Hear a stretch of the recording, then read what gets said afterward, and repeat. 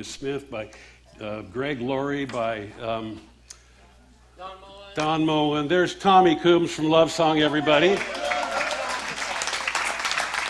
Where's Chuck Girard? Chuck Girard's here tonight, too. Where's Chuck? There he is, Chuck Girard. Oh, okay, you're in the seats. These guys, for those of you who do not know who Love Song is, they are legends in Christian music. They started a group called Love Song back in 70, without going to all the little iterations of it, but yeah. And they were one of the forerunning Christian music groups. And what you're going to hear in this video, when we do have it out, summer of 2019, is how much their music affected people, even like Michael W. Smith and Don Moen and Stephen Curtis Chapman, Switchfoot, all these bands. These guys led the way. I know they're very humble, and they're going to say later, why did you say that, Ron? But these guys are legends, and they're pioneers. And so give them a hand.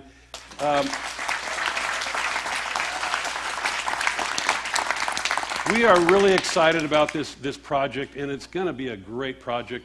And the timing, I think, is actually good, because Greg Laurie is coming out with a book about the Jesus movement. And what I understand, the people that did that movie, I Can Only Imagine Things, I need someone to remind me, are coming out with a movie about the Jesus movement. And so I think it's going to dovetail very well into this, and it's going to be a great project, and so we'll keep you apprised of it. But we've got a little special clip to show to you tonight from that concert here.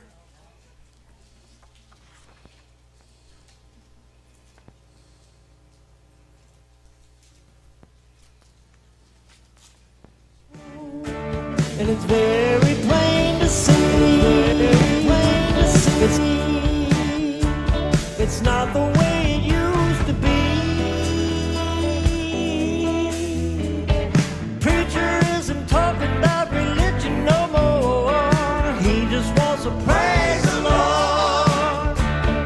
People aren't as stuffy as they were before, they just want to praise the Lord. And it's very it's not the way it used to be. No, no, no. Lord, give us love for one another, and what we say, yes, and what we do. Oh, Lord, teach us to build up one another. Let us be one in you.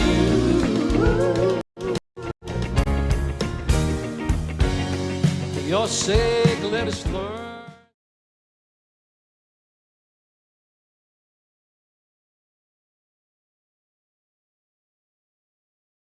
That out, come hook or crook, and Lord willing, and all of that stuff. So it's going to be a great project.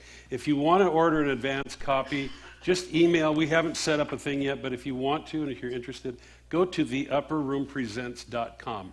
theupperroompresents.com. Just send us an email saying I'm interested. We'll get with you and we'll work the details out. All right? Sound good?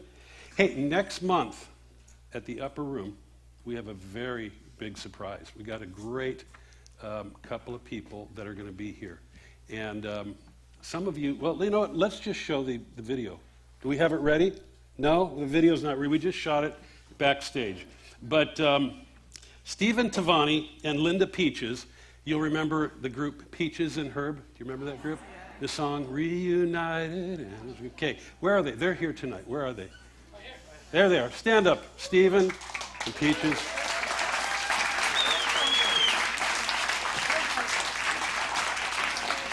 Thanks, guys. April 27th, they're going to be here. They're going to be singing. And I'm going to tell you, they've got some powerful testimony. Things that they're doing is called Wow Jam. Look that up tonight. Wow Jam. And they are going into the inner city. They take a big semi-truck, and they bring in food. You bring in barbers. You bring in all kinds of things. And they've had 6,000 gang members. 60. How many? 60,000 gang members lay down their weapons and come to Christ at their things. Very powerful ministry. So we're excited to hear about what they're doing there, and we're excited to hear their music. And Peach has said she's going to sing some of her songs, and we're going to be. She's going to sing a lot of her songs. But You've got to bring somebody who's not saved. you've got to bring somebody who's not saved. Because this is going to be a powerful time, and it's going to be great. So that'll be on our website. We'll have registration open tonight. We'll start taking reservations for that, and we are looking forward to it. Thanks for being here, you guys, tonight. And this is a God thing, how this happened. This just came together last night. Where's he's going to kill me for doing this. Nathan, where's Nathan? Nathan, stand up, Nathan. Nathan is our video guy who's editing this video for Love Song, and he's dear friends with them.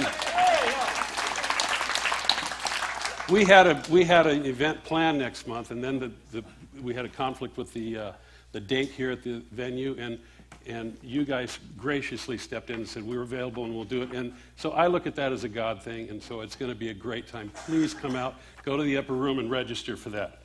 And those of you who've been here before know this, and I'll do the same pitch as I do all the time, but we do this all by donation. We don't ask you for money to come in here, and we don't want to set a price, because I've told you many times before, the moment we start charging a ticket price, it becomes a business. It's no longer a ministry. And so what we ask is that you would be generous when you give. There's nobody except one other person in the country that I know that's doing this. We're not affiliated with a church. We're not part of a church. A church does not subsidize us. We do this all by the donations that come from you folks. And so please be generous when you give. There's boxes throughout the venue here, and we'll strategically turn them toward you when you're leaving so that you don't forget, okay? But it's a vital thing that we're doing in the body of Christ here, because things like Love Song and some of these people that have been so instrumental in Christian music, the church is by and large turning their back on these people, and they're not bringing them in. But you could see by the video that you saw there with Love Song how vital their ministry is and what they're doing. And God has used these people, and the people that we have in here, it's incredible. So please, please, please support this ministry. Please give generously. And we also say this, because if you're here tonight and you cannot give, then please don't. Or if you think that what we're doing is not worth it, then don't. But if you do and you enjoy it, please give. We really would appreciate it. Credit cards, donation, or credit cards, checks, money, we take it all. So it's all good. I think I've got everything out of the way. So we've got a little special guest for you. Not a little. He's a big special guest, because he is. Or is it ready, the WOW video? Okay, well, if we can get that between the acts, we're going to show it. Okay? But we got a lot to get to tonight, so we're going to do that. But we have Grammy award-winning, Dove award-winning, and an Emmy nominee here tonight to sing and open tonight up. He's been here before. He's a dear friend. He and his wife have become dear friends of ours, and he's got his son Taylor here with Taylor Carroll. Would you please welcome to the upper room stage Taylor Mason, Bruce Carroll and Taylor Carroll.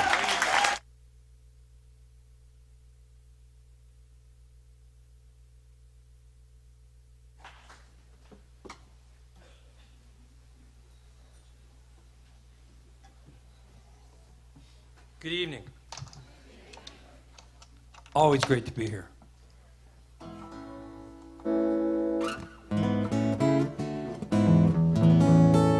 It's always great to have my son too. We don't have an opportunity to do this very often, but he lives in L.A. and I'm in Palm Desert now, so I made him come out and help me out. And we're going to open with a couple of new songs that are off of a new record that he's actually producing on me. And we haven't done these songs in many, many, many months, until just a little while ago when we ran through them a couple of times. So here we go. 3.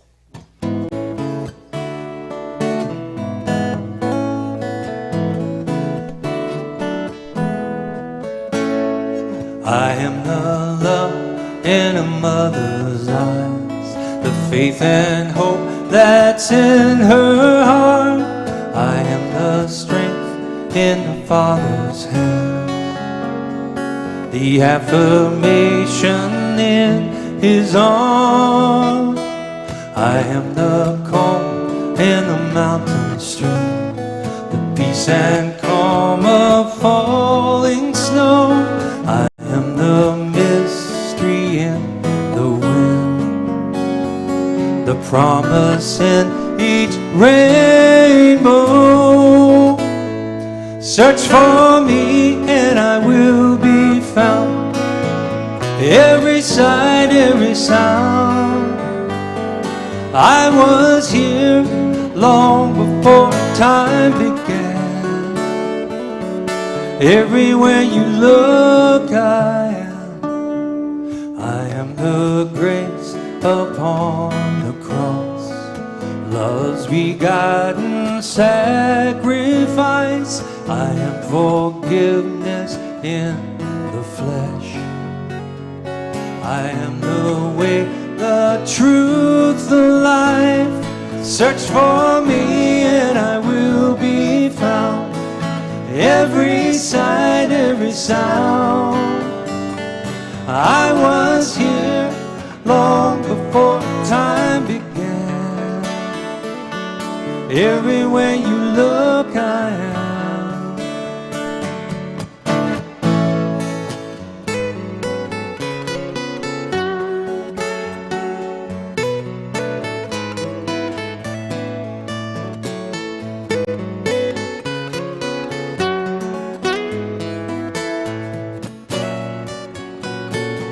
Search for me and I will be found, every sight, every sound.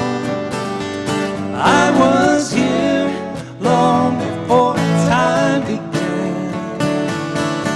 Search for me and I will be found, every sight, every sound. I was here long before time began. Everywhere you look, I am. Everywhere you look, I am.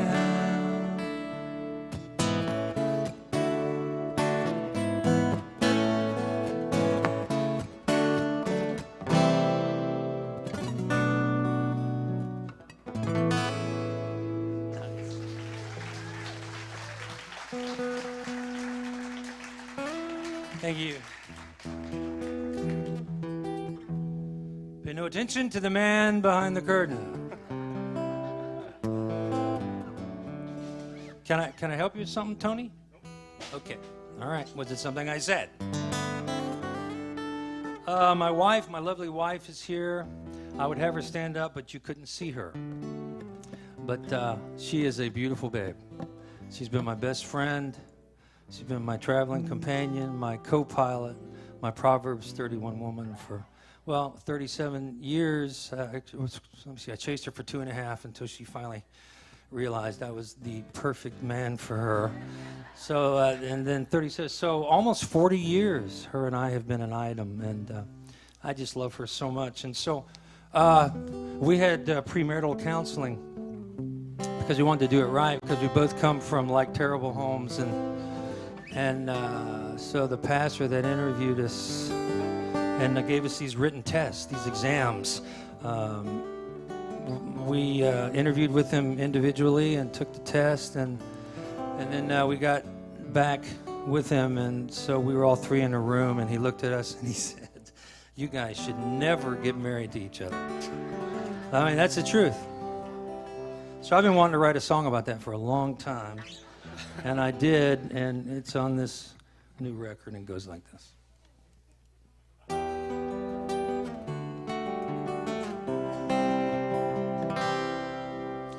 They said our love was unreal, it won't last.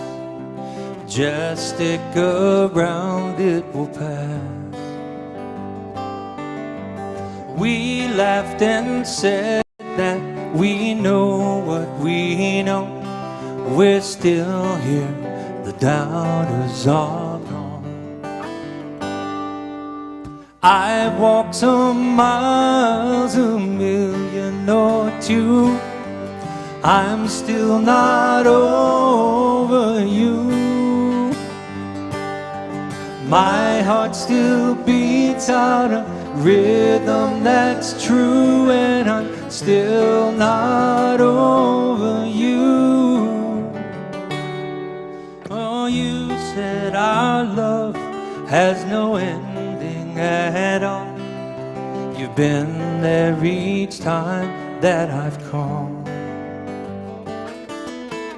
One day I won't use the air that I breathe, but even that won't take you from me. I walked some miles, a million or two. I'm still not over you. My heart still beats out a rhythm that's true, and I'm still not over you.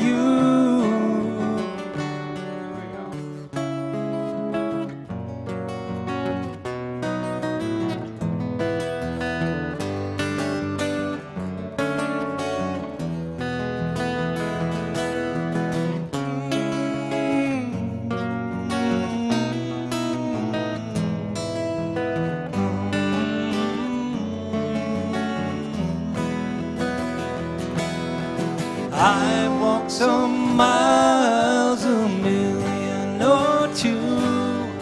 I'm still not over you.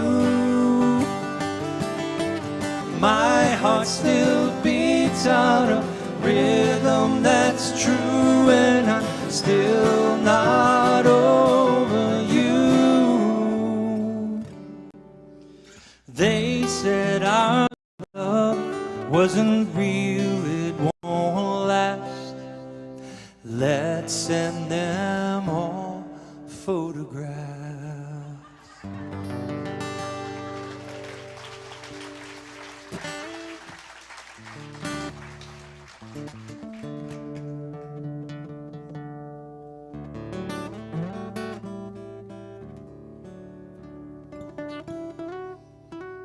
Man, it's so good to know the Lord.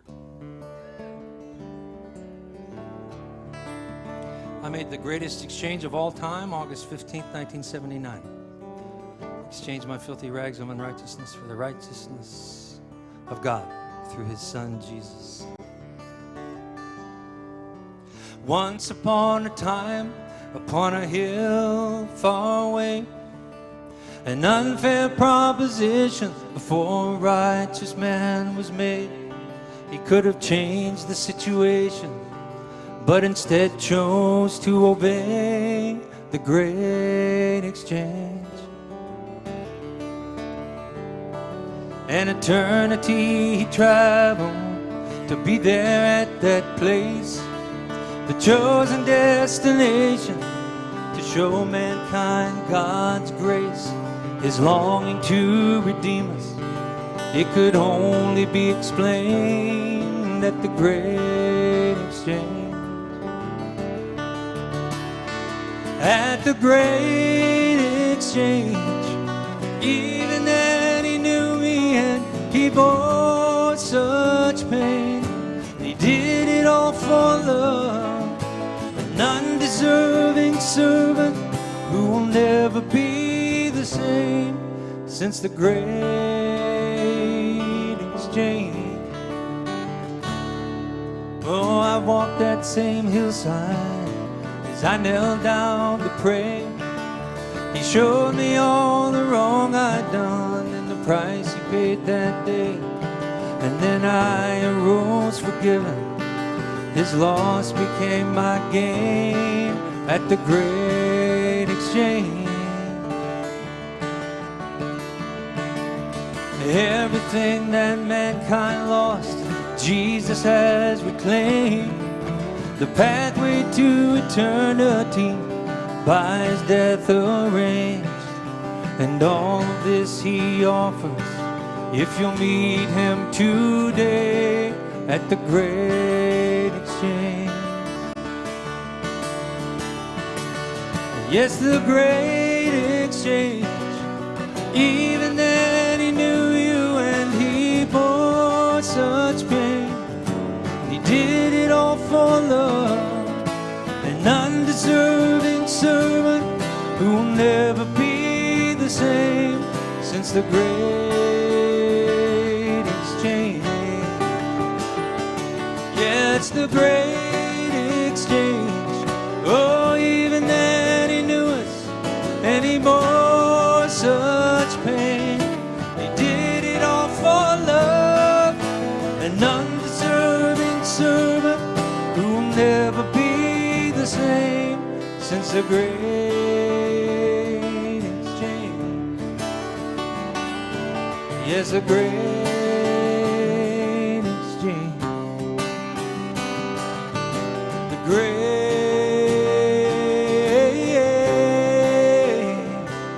exchange.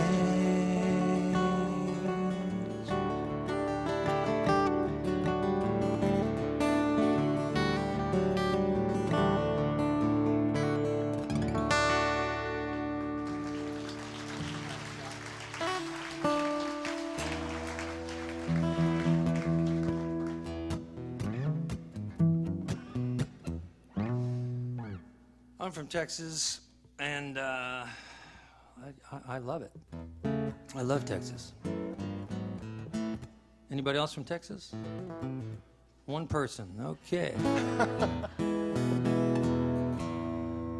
So as a songwriter, I like to write about things like where I come from, and this is such a crazy time in life. I'm seeing things as an older man that I never imagined seeing as a young man. So I wanted to write a song about it. It goes like this.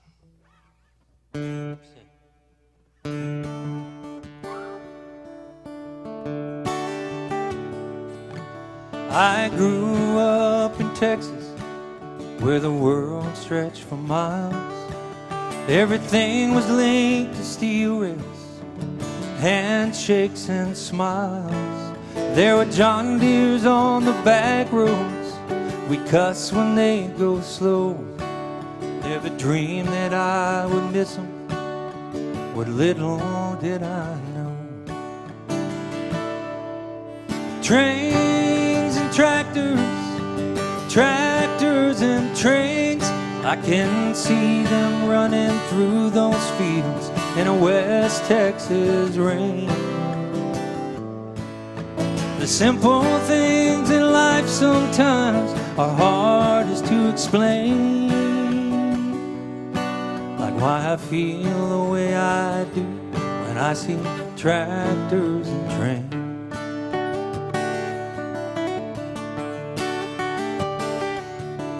There ain't a lot of farmers or engineers around.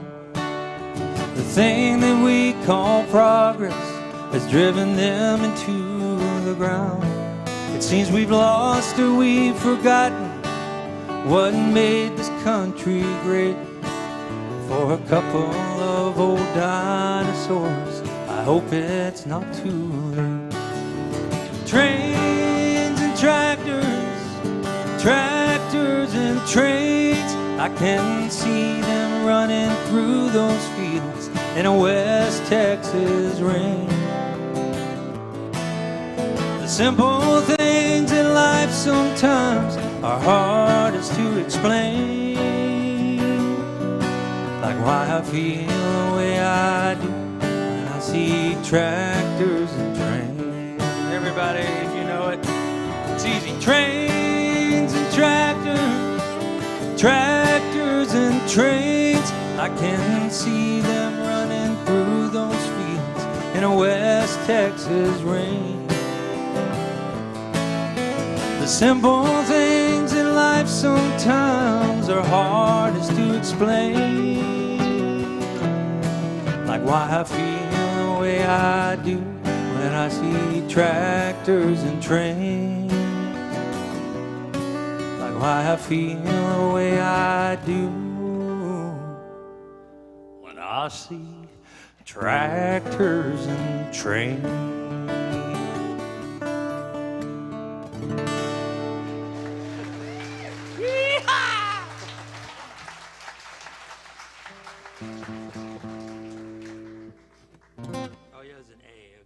about that. We're just going to do 2 more. We can't get out of this life without trials, folks. I bet you know that. I'll tell you, man, I can look back on all the stuff that the Lord's already brought me through for all these years, and I see His faithfulness, and it's kind of like spiritual muscle memory, you know? Like when I'm in the middle of something really hard, I always rely on the Word, but I also rely upon my experience with the Father and how faithful He's been for so many years. This song was written at a particularly difficult time. Nikki and I had lost a granddaughter. It was tough. Had lots of questions. But I'm telling you, there's always hope no matter what the situation is. God is going to meet each and every one of our needs according to His riches and glory. So if you're going through a particularly difficult time, remember this. Sometimes we go through trials that are so hard to bear. We lift our face to heaven. God, are you really there? I've asked that same question. I've been down that road, and through it all, I now can tell you, He's always let me know there is hope. So hold on, there is hope. I'm standing here to tell you there is hope. And He knows just what you're going through and what the future holds. As long as Jesus lives, there is hope. He was bruised for our transgressions, nailed upon a tree. He cried out to the Father, why have you forsaken me? But through this suffering Savior, He brought healing to our pain. And the one who raised Him from the dead can restore us once again. Yes, there is hope, so hold on, there is hope. I'm sitting here to tell you there is hope. And He knows just what we're going through and what the future holds. As long as Jesus lives, there is hope. He promised He would share our sorrows and bear our heavy load. The road that we are traveling will one day turn to gold. There is hope, so hold on, there is hope. I'm sitting here to tell you there is hope. Yes, He knows just what we're going through and what the future holds. As long as Jesus lives, as long as Jesus lives, as long as Jesus lives, there is hope.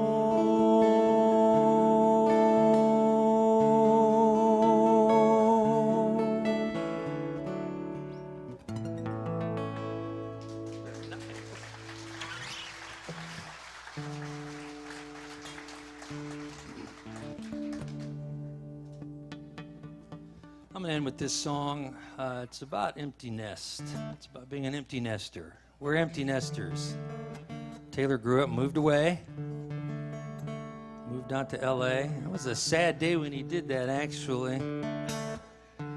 I moved him out here, and, well, I mean, he has to be moved out. I mean, I didn't say, you're going to L.A., buddy. Since he was just a small child, he wanted to move to L.A. and buy a Hummer and drive it and be in the music business. And he's done all those things. So I drove him out here in his Hummer. And the day that I dropped him off, I had to empty out his Hummer because he had some of my stuff in it, and he had our garage door opener in it. And I got to tell you, when I was taking the garage door out, the garage door opener out, I cried like a baby. I just started weeping. Like, oh my gosh, it's really happening. It's our last child at home, and this is heavy. But then when I got home, and it was just me and Nikki, man. Man, I gotta tell you, being an empty nester rocks.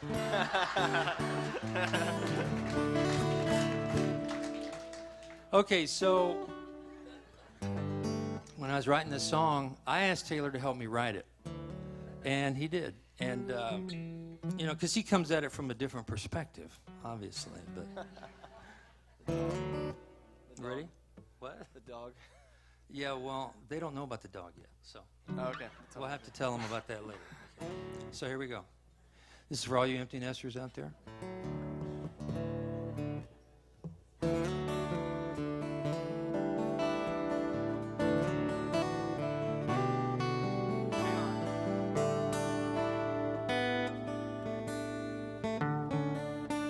It's got to be in tune, man. We're singing for the king, man. It's got to be in tune. Right.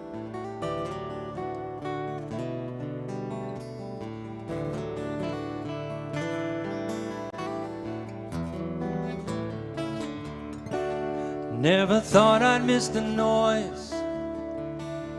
It's quiet around here. The hum of all the racket filled this house for years. Baby crying for a bottle. Did you really brush your teeth? No, you can't sleep with the dog. Better listen to me. We both stayed busy working towards the same dream. It was God and children and you and me.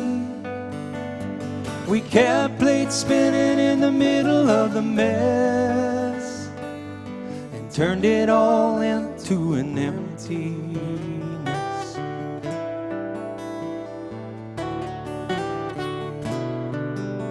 There were cars and there were keys.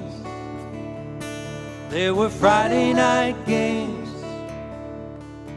They had too many friends to remember their names. We could smell it on their breath, trying hard to hide the smoke.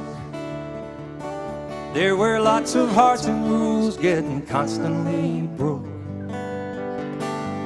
We both stayed busy working towards the same dream. It was God and children and you and me. We kept plates spinning and we gave it our best to turn it all into an emptiness. Oh, but it all happened way too fast. Our plans for the future in the past. It's all come down to just you and me. There's an empty backyard, a quiet second floor. 'Cause Taylor's not living there anymore. And the old family dog, he's staring down the road. He's waiting on kids that rarely come home. We both stayed busy working towards the same dream. It was God and children, but it's you and me. While we try to figure out what to do with the rest, gonna love you here forever in this emptiness. love you forever in this empty land.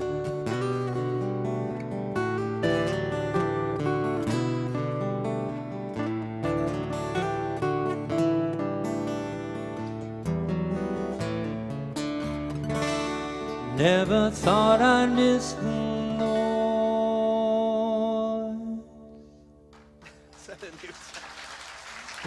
Thank you. Good night. I mean, no, not good night. Stay put.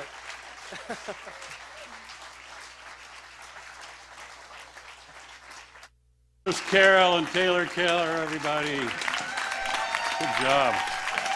Good job. That was like Cats. That's like a Christian version of Cats in the Cradle, but much more touching.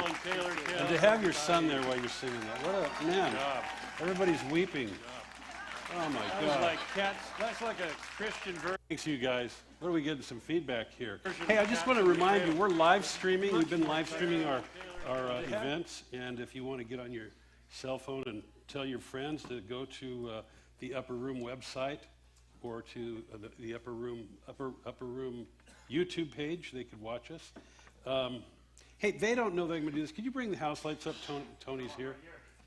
Marisa, do you know where the house lights are? Or just bring them up for a second. They don't know I'm going to do this, and this is just totally impromptu, but she's fumbling around. They're on the little, there we go, cool. Richard and Carol Rodriguez are dear friends, and they're, where are they? Richard right there. Raise your hand back there, Richard. Say hi to Richard. And Carol, stand up right there.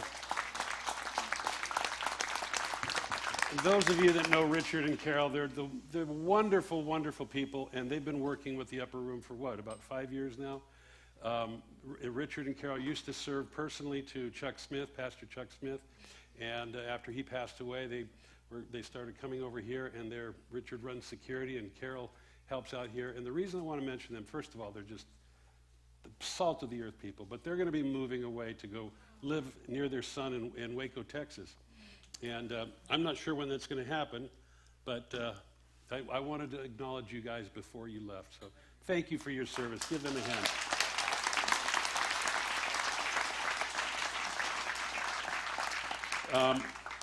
Are we good? We're ready with that video of...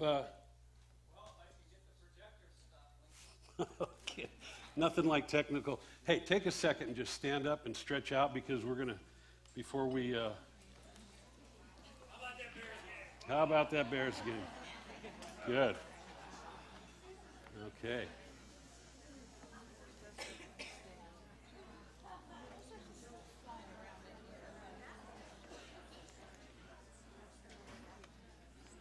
All right, now go ahead and sit down. Can we just show it on this one over here?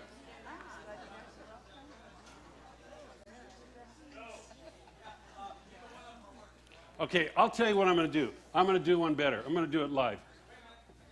You got it?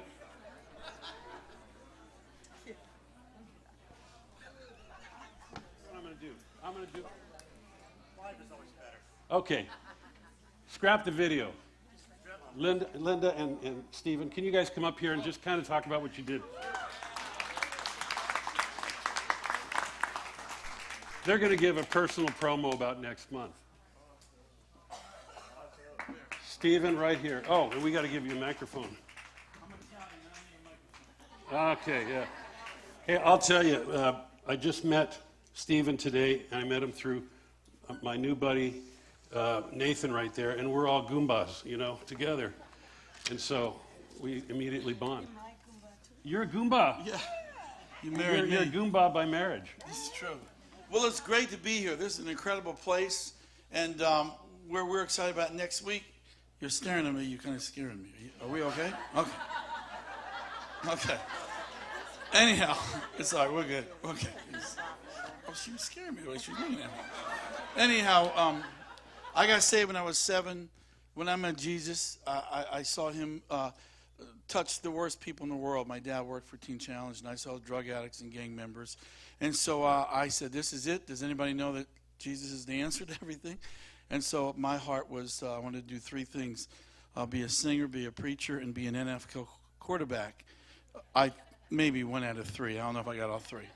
So I just wanted to reach the world with the Lord. And I came out here and did a lot of music. And then I met my beautiful wife. She was Peaches, the Peaches and the Herb. She sang Reunited and had the beads and the braids.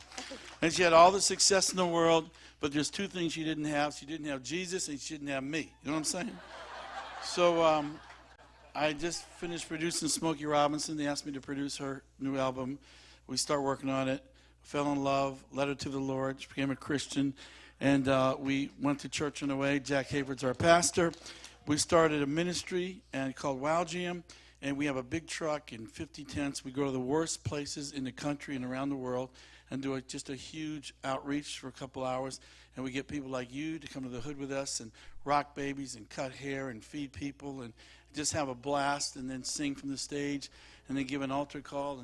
And in the last 30 years, we've seen 1.4 million people come. We've seen 500,000 accept Jesus Christ. We fixed 60,000 bikes, and we've still got a lot to do. So we're excited about coming here next week. We sing. Sweetheart, why don't you say hi? Hi, everybody. I want you to know that Jesus saved my life through falling in love with Stephen, and I named our ministry Wow. And I thought Stephen and I thought everybody was going to say, you're out of the music business. Nobody is going to take you serious.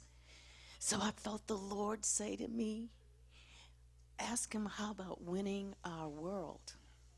So I turned to him and said, Stephen, what about winning our world? He goes, oh, that sounds good.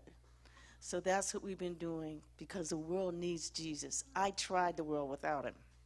I know. We need him.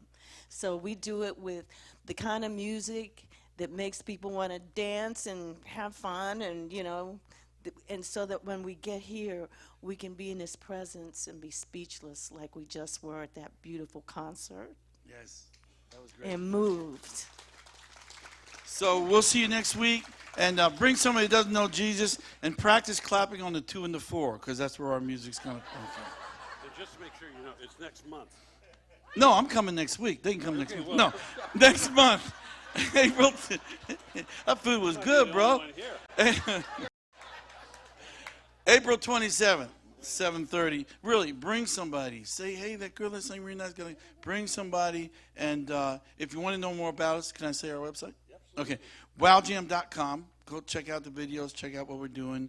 And you can go to hers, lindapeaches.com, because she's coming out with a new album. She's going to start touring again because how many know people need to hear Jesus and hear about him. So God bless you, man. I'm looking forward to this comedian. That was great music, bro. That was incredible. Thanks. God bless you guys. We'll see you next month. Next month. Oh, hey, wait, Linda. Can we get... Nathan keeps telling me you sing to him on the phone, reunited. So we get a little sample. I will sing it if everybody sings it with me. All right, Stephen, you want to help me? I was a fool to ever leave your side. Me minus you is such a lonely ride. That breakup we had left me lonesome and sad. I realize I love you and I want you so bad. Come on. Reunited, 'cause it feels so good.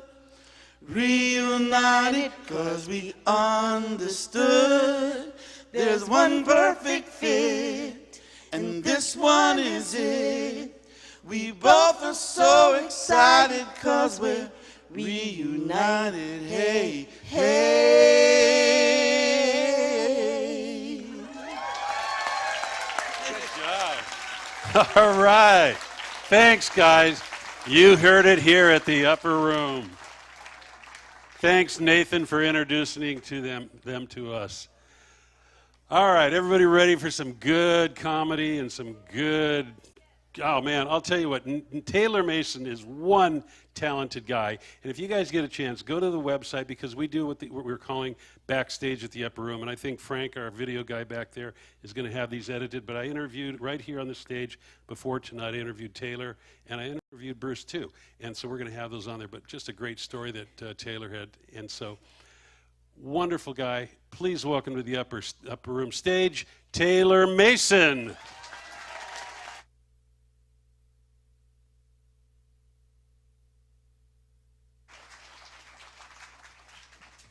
Wow, what a night. Thanks very much. Thank you. So much stuff to get out of the way. I'm so glad you came to the program. I know we're in Mission Viejo. You had a lot of other entertainment opportunities. So thanks for breaking away from all the action that's happening. There's all ages here. If you're really little, there's some little people here. That's great. If you're really little, you got to listen really hard. If you're really little, you have to listen really hard because I'm going to talk a lot, okay? If you're not little, if you're a big person, you have to listen really hard. All right, put your ears on. And let's see. Let's get all kinds of stuff out of the way before I start. I'm not from here. I used to live up in Thousand Oaks, beautiful part of the country, and I'm always glad to come back. I live in New Jersey now, the only state in America where we use air freshener outdoors. Yes, New Jersey. Let's start with that. Well, we'll just go with that because, New Jersey I'm not from there. I paved my way into heaven by moving my wife within 2 minutes of her mom, which is why I moved to, and that works across all religions, by the way. Once you move your wife within 2 minutes of the mother-in-law, anyway, it doesn't Catholic, Hindu, it doesn't matter. You are in. Second, the cool thing about New Jersey, no self-serve at the gas pump. There's no self-serve at the gas pump. It's great. By law, a guy comes out or a woman and fills your tank. The problem, you come to California or any other state except Oregon, it's all self-serve. Now you're taking an exam you never studied for, okay? I'm serious. You're at the gas pump. Do you want to pay inside or out here? No.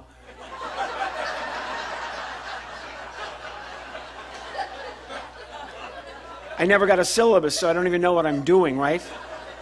Do you want to pay cash or credit? No. I started looking at the guy next to me just to see what I'm supposed to do, right? And then I hear over the intercom, pump number 6, keep your eyes on your own pump, please. Whoa. I'm just so touched by this whole night. I really am. Bruce and his son Taylor, the music was incredible. Ron, Pete, Kat, all these people, Marissa, they just such a, you see the thumbprint of God. You walk in here and it's so great in a country where, let's be honest, the idea of serving one another, poof, that's gone, And I'll just give you examples. I'm not a preacher, but I'm at the gym today. I work out. Okay, I don't look like it, but I work out. I'm in a lot of trouble with Reebok, Under Armour, Nike. They've threatened to sue me for defamation if I wear their equipment in the gym, so I don't do that. But I'm on the treadmill, and some person, this is where we are as a society now, this is where we're at. Some sicko had left a water bottle in the Pringles holder. And what do you do with that? What do you do with that? I don't know. We have just lost the ability to serve. And that if you're a person of faith, if you are not a person of faith, great, welcome to the church. If you are a person of faith, as a Christian, we are here to serve. Our country is just, and I went to dress better for the program. Okay, I flew into LAX and I stopped at the Galleria Mall on the way down here, and there's a store there called Armani, Giorgio Armani, fine Italian clothing. Yes, I'm going to dress for the show at the upper room, and I am going to look hot. I was in there 2 minutes and I wrote their slogan, welcome to Armani, where your money becomes our money.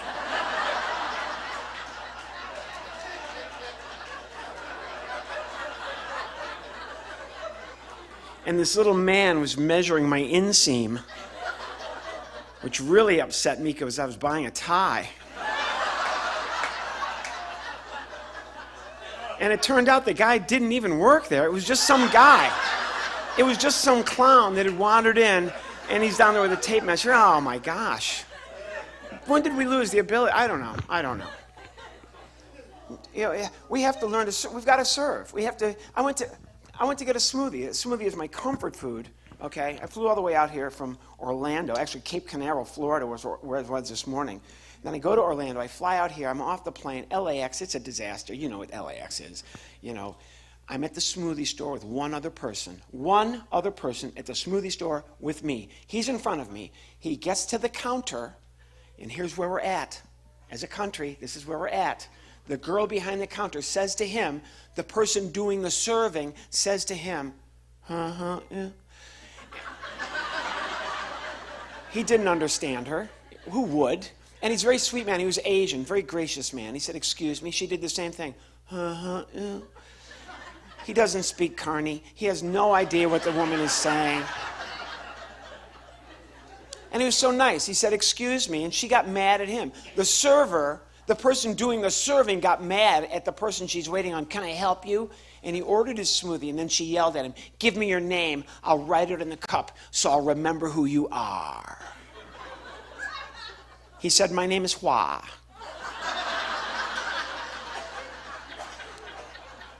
He was Asian, and she said, what? And he said, no, Hua. And the poor guy, you know, it's just obnoxious that we can't just make the effort. Anyway, she says, spell it. I'll write it on the cup. And he said, my name is spelled H-W-A, Hua. She wrote it on the cup, and then she yelled at him, go stand over there, and I'll call your name when I'm ready. Now it's my turn. Still reeling from the inseam incident, I get to the counter, same game. I said, huh?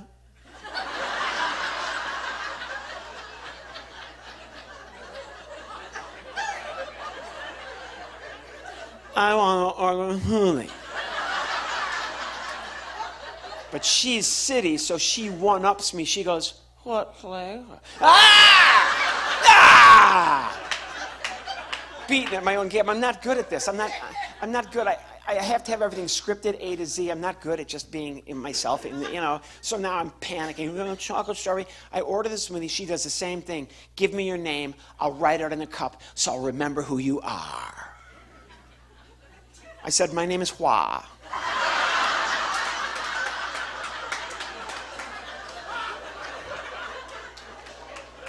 She said, are you Asian? I said, yes, I am. I'll go stand with my brother right over here. Wait until you call my, I don't know. This is where we're at now.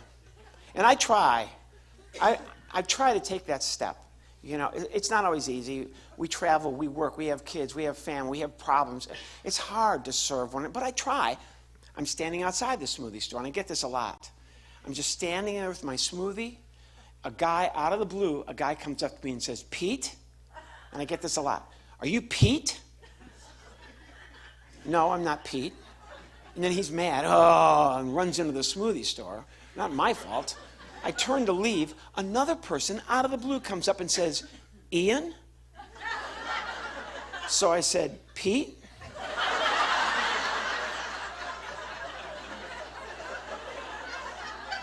He goes, yeah. I said, he's inside. He's waiting for you. You should hurry. See, because we can take that step and help. We can be kind to one another. We can serve one another. We can help. And in a world, and you know, I mean, there's just so many examples. I'm so glad I can get this off my chest. I drive a smart car, all right? It's a very California thing. It's a smart car. Not in New Jersey. You should not drive a smart car in New Jersey. It's, well, I saw the smart car. I thought it was a stroller. So, you know, I'm in the parking lot at the airport, LAX, Los Angeles International Airport. I get cut off by a guy, wait for it, in a Hummer, all right? I'm not putting two and two together. I'm not purposely synchronizing things. I'm just telling you what happened. And if you own a Hummer, Taylor, whoever, good for you. Listen, just to bare my soul, give you my heart, I used to say, Hummers, phew, how ostentatious is that? Then my neighbor got a Hummer. So I'm walking by. It's in the driveway. I couldn't help myself. I look in the grill of a Hummer just to see what's under the hood. You guys, on a Hummer, it's not a grill. It's a cage. And inside were two little environmentalists on bicycles.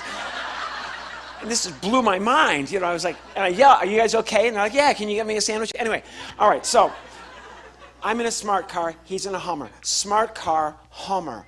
Hummer, smart car. He could turn on his windshield wiper and jettison me across the parking lot. But here's where we're at now, and I'm so glad I can get this off my chest. Here's where we're at, just as a country now.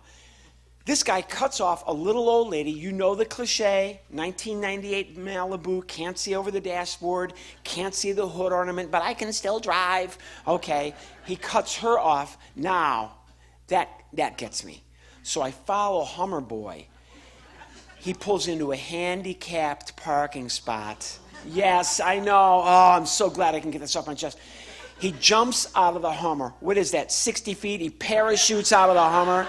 He rappels down the side of the Hummer, runs into the airport. I wrote him a note. I've never done this, but I was livid. Dear sir, if you take a disabled person's parking spot, then you better also take their disability. Yes, it took me an hour and a half to think of it, and then write it with the edge of my key in the hood of the Hummer. Because somebody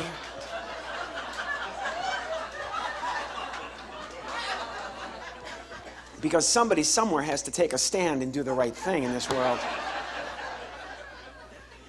And I'm from a background, I was raised by some wonderful people. There's some grandparents here. My grandmother, Mildred Mason, had such a huge impact on my life. Mildred Mason introduced me to Jesus when I was a little boy. Mildred Mason taught me so much about so many things in my life. Just a great lady. I grew up on a farm in Illinois. All right, for the millennials, a farm is where they grow the food. All right. It's a nightmare to grow up on a farm. You're out in the middle of nowhere. You're picking milkweed as you walk through cornfields. Our closest neighbor, I hate Halloween. I've got a list of reasons, but I hate Halloween. Here's one. Our closest neighbor on the farm, Mrs. Hallett, lived 2 miles down the road. Halloween was the longest night of the year. You walk 2 miles, you get an M&M, you walk home. Happy Halloween. What a stupid holiday this is. My brothers and I used to hide costumes behind her house. We just go around and around all night long.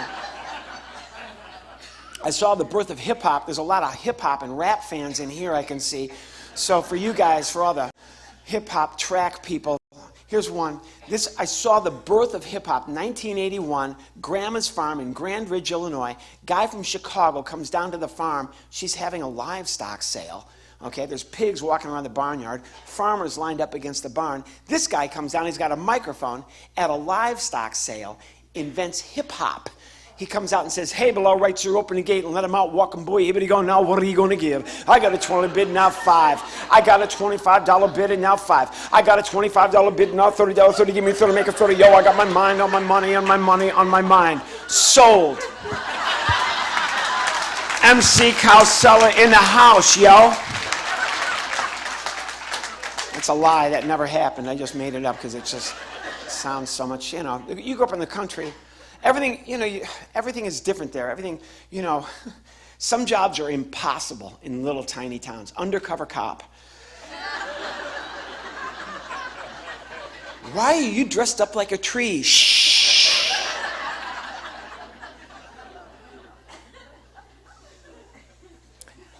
I had a lisp when I was a little boy. I had a speech impediment. I had a lisp. I couldn't say the letter S. What do you do? Yeah, go ahead and laugh. Laughs are out of my pain. You know, I went to my mentor. I went to my grandmother, Mildred Mason. I said, "Grandma, they're picking on me at school because I have a lisp." Grandma says, "You need a skill that those kids will respect you for." And she taught me how to sew.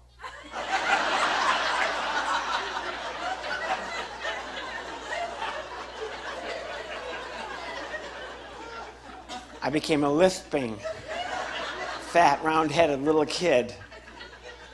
But I can do seams, stitches, quarter stitches, hems. I can work with a Singer 440 and the treadle. I've got skills that'll keep me in the middle income range for the rest of my life.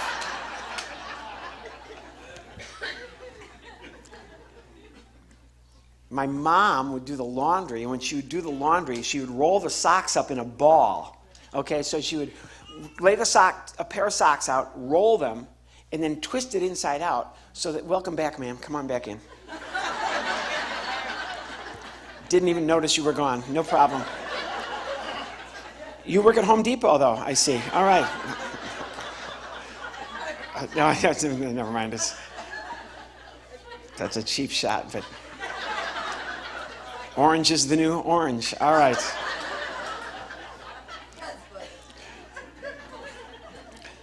She would roll the socks up in a ball, lay them out, roll the sock up, and then twist it inside out so there'd be a ball with the hole of one of the socks at the top, and then throw it in except she never did throw it into the sock drawer. What she would do is she would form that opening at the top of the sock into a smile. Okay? So when you would open your sock drawer on a cold, wintry morning in Grand Ridge, Illinois, there were 20 or 30 smiling little fuzzballs. I was probably 9 or 10 years old before I realized she was doing this on purpose. It was not fate. There are no coincidences. It's no irony. Mom is making the socks, the creatures, smile at me. At the same time, Trip of Trips on television, there's a woman named Sherry Lewis with a sock on her hand, and it's a farm animal that talks. Hello, socks in my drawer. I'm on a farm. She's on a farm. She's got this lamb. I take the sock out. Instead of putting it on my foot, I put it on my hand. Hello, hello. And my hand, Taylor, what? Talk to the hand. No, my hand talks back to me. Hello. Okay. And I became a ventriloquist. I was so into it, so devoted to the craft of ventriloquism, which, believe it or not, was not that hip when I was a little kid. And I'll tell you a quick story. When I was a senior in high school at Ottawa Township High School in Ottawa, Illinois, my guidance counselor, Mr. Gary Owens, really good guy, called me into his office. I was a straight A student, and he said to me, Taylor, you're a straight A student. The world is your oyster. That's a quote. What are you going to do with your life? And I said, Mr. Owens, I'm going to be a professional ventriloquist. That's exactly the response I got from him. A couple of titters and then a lot of, are you out of your mind? Yeah, it's what I do. I'm a ventriloquist.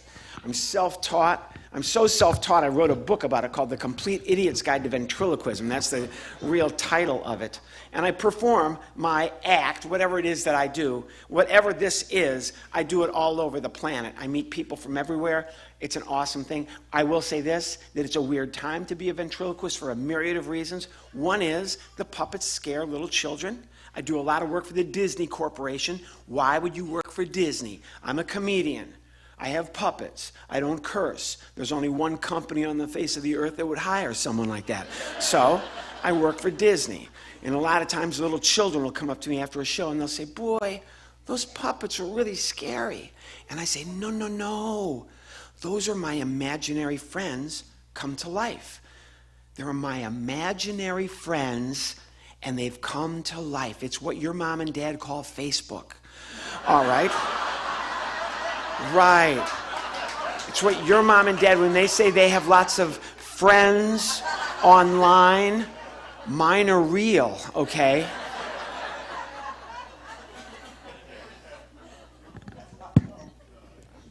Oh, you like that? All right, here's a Facebook joke for you, bro. If you boil Facebook down, just put it in the pot, turn it way up, and boil it down to the essential elements that make up that social media phenomenon known as Facebook. This is all it is. Just boil it down. This is Facebook. The phone rings. You pick it up. A complete stranger says, hey, I'm baking cookies, and hangs up. That's Facebook.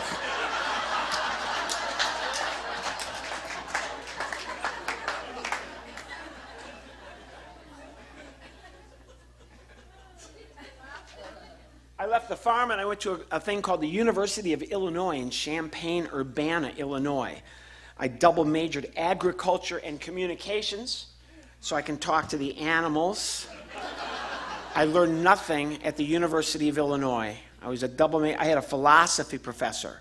For a final exam in philosophy, he brought in a stool and he says, based upon what you've learned in philosophy, prove the stool does not exist. I wrote, what stool?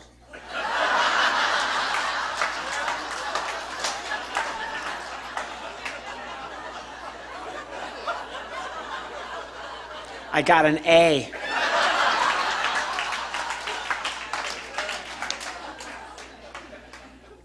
I played college football. That's not a misnomer. I played college football in the Big Ten. Big boy, big bad boy, Big Ten college football. Any Big Ten football fans here?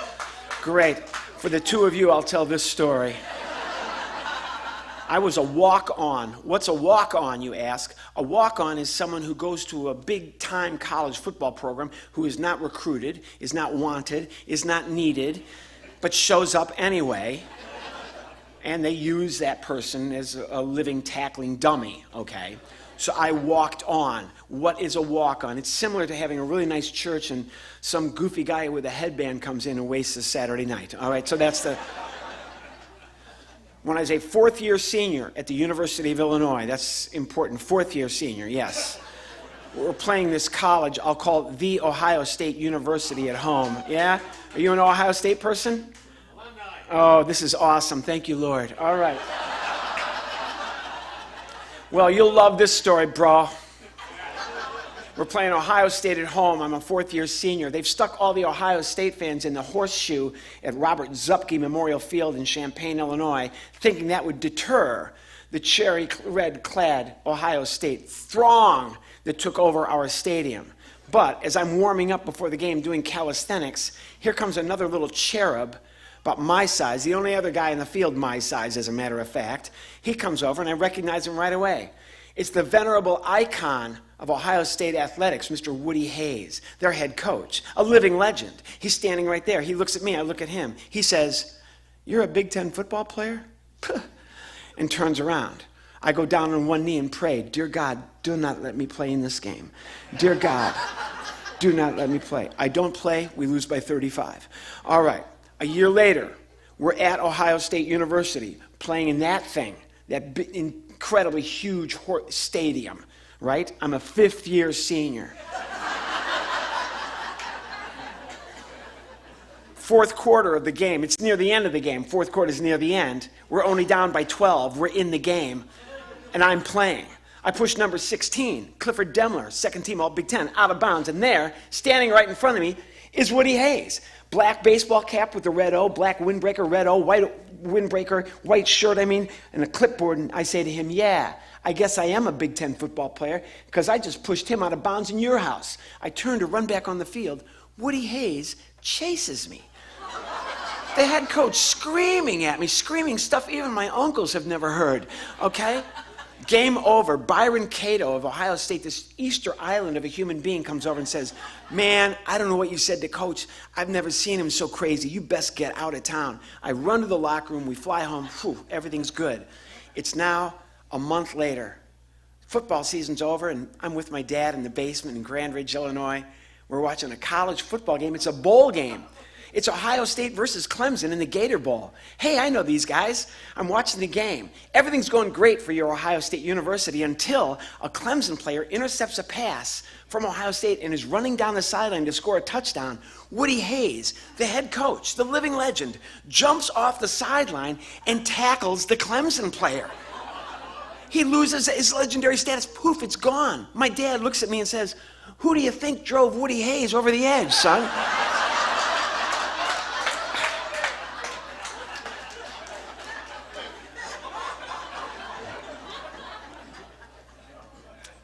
I graduated, I went to Northwestern University in Chicago, Illinois.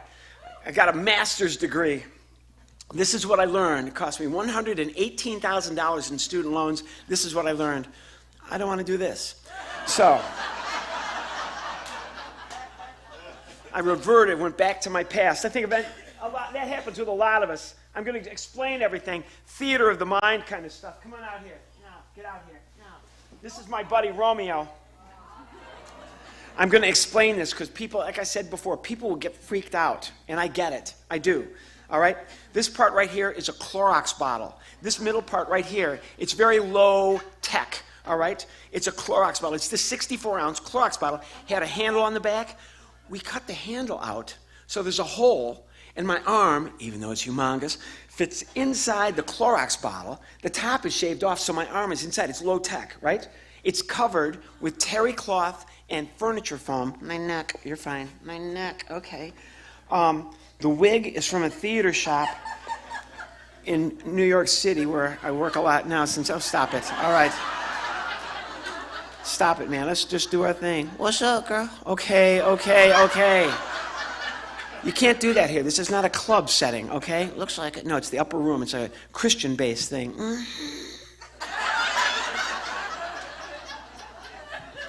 You meet a beautiful woman in a Christian-based room. You want to impress her? I already did. Oh. What do you say to her? Girl, I'm the youth pastor. Oh, come on, man. Come on. Oh.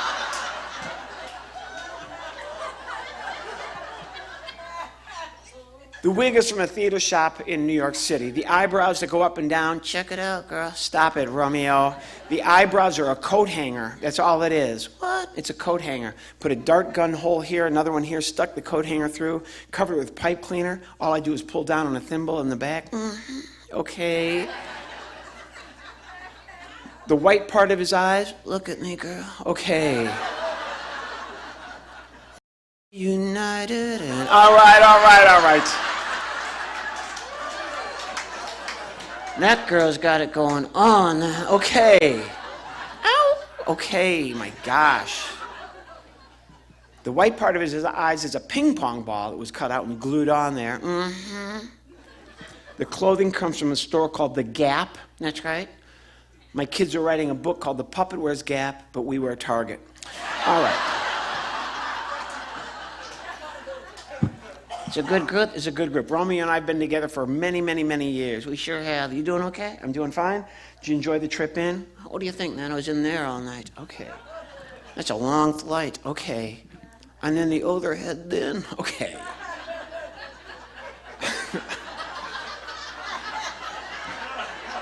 Leave her alone. It's all good, girl. All right. He's so desperate to meet a girl, he went to online dating. Don't do this. Did you or did you not go to Match.com? Don't do this. Romeo went to Match.com. I hate you. Match.com is an online dating service where they match you. They find out everything about your characteristics, your demographic, and match you with somebody you have much in common. It does not work. Oh, you are so mean. It works for many people, not me.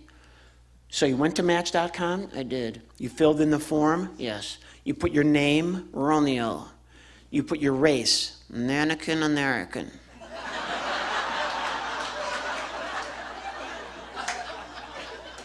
They got that joke. They're a good crowd. They didn't get that joke at the Ohio State University. All right. Sorry, no.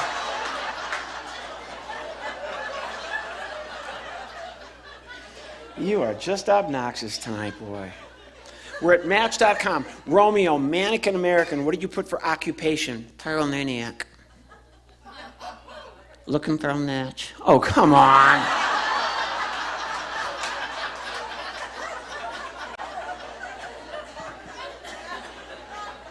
Fine. I got 100 emails from girls in Bakersfield. Okay. They're desperate. Okay, man. The idea with Match.com is there's a wonderful Christian site called Christian Mingle that works. Oh, for goodness sake. So you went out with someone and it didn't go as planned. I did not like her. You are so judgmental. She had tattoos. Oh, for goodness sake. Today, everybody has a tattoo. I didn't like it. What did the tattoo say? Made in China. Okay.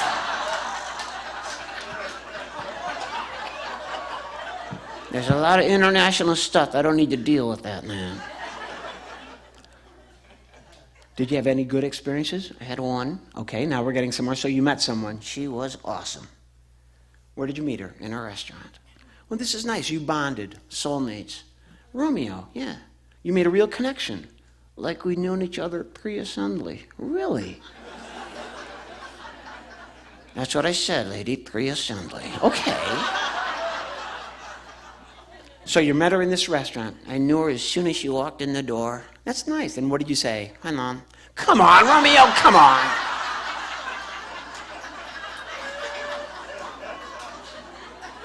It's not even funny. Stop it. Oh, no, the Christian girl. This is a Christian event. There are people here who've taken Christ into their heart. Okay, these are people who serve. She didn't like me. Romeo, she didn't like you because you're sacrilegious. I told her I could tweet the Bible. Tweet the Bible, yes. You can't tweet the Bible. I did it. The Bible is thousands of pages. So? A tweet is like 240 characters. So? You can't take that and make it into that. I did it. That's impossible. It's a miracle. Tweet the 10 Commandments. One word, don't.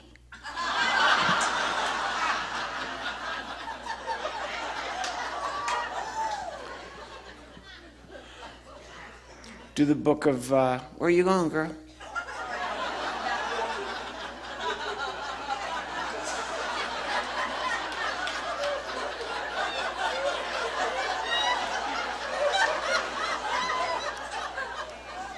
I'll meet you in an hour. Okay, oh, come on, man. Do another book in the Bible. What? Revelation, 2 words. Uh-oh. Come on, man.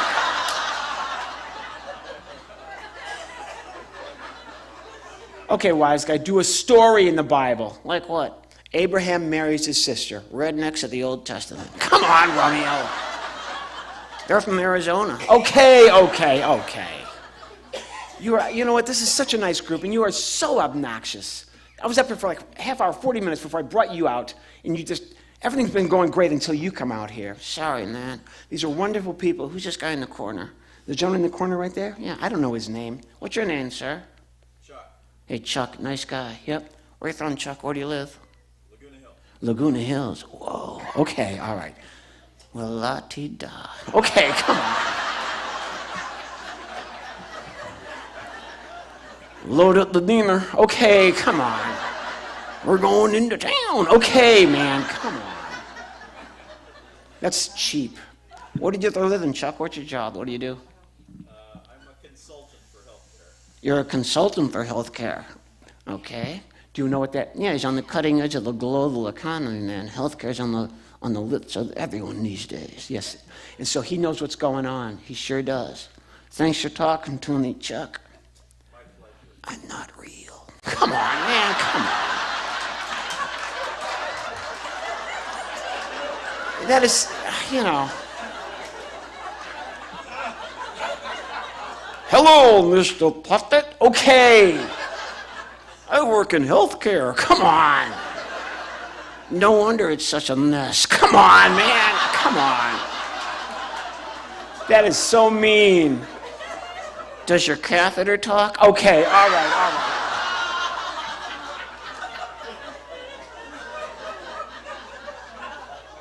That's unbelievable. That is unbelievable. I'm sorry.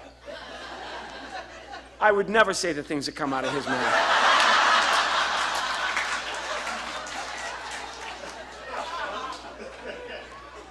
One night I was at the Improv in Irvine. Ever been there? Ever been to the Irvine Improv? Go ahead, sir. We'll wait for you. Go ahead. Midnight show at the Improv over in Irvine is very much like the Star Wars bar come to life, okay? It's a freak show. The midnight show at the Improv in Irvine is a freak show. And I'm doing my act one night, and there's a guy sitting here. See, I don't always get to work in front of such gracious people, okay? There's a guy sitting there. I'm here. Romeo, my partner, is here. And these two had an argument. As if I wasn't there.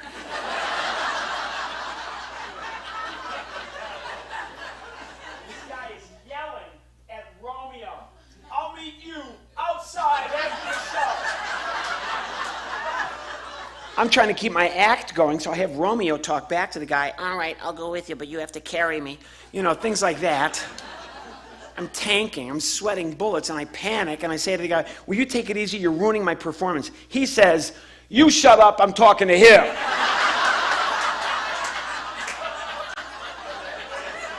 It was like living in a Far Side cartoon. And the guy lost his mind, runs up on stage, as if I wasn't there, runs right past me, runs over to Romeo, grabs his head. Ow, sorry. He decapitates the puppet. He rips the head out of the Clorox bottle. He's so upset. Takes the puppet head, just the head, and throws it. Romeo's head is flying through the air. Being good at what I do, I had the presence of mind to make the head go, Wah!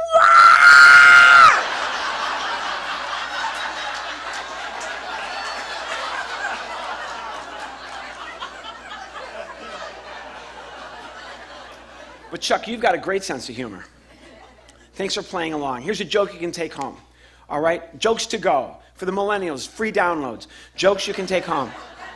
Next time you're clicking through the channels and you come to the Home Shopping Network, there'll be a 1-800 number scrolling across the bottom of the screen. Call that up and do this. Hello, Home Shopping Network. Can I help you? No, I'm just looking. That's for you.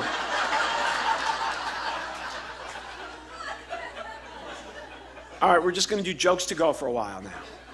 For these guys, next time you go bowling, you can only do this once. Next time you go bowling, only one time you can do it. Take a small black marble to the bowling alley with you. Have you already done this? Have you already done this, you guys? You've got your marble. You go over to the machine where they wash bowling balls. You put the marble in the ball washing machine, and this is critical. Call the assistant manager over. Hey! You shrank my ball.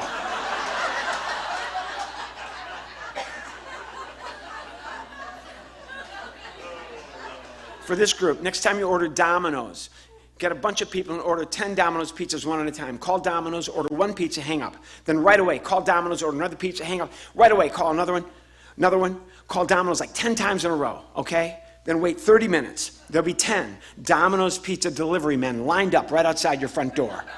Push the first one. If they're really Domino's, they'll all go down one after the other. Domino's joke.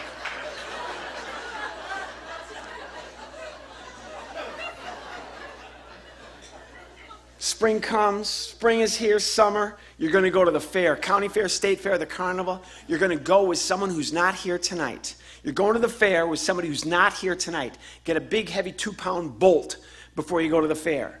Put it in your pocket. Go get on the Ferris wheel. All right. You guys do my jokes before I do my joke. You're on the Ferris wheel. You're going around and around. Right?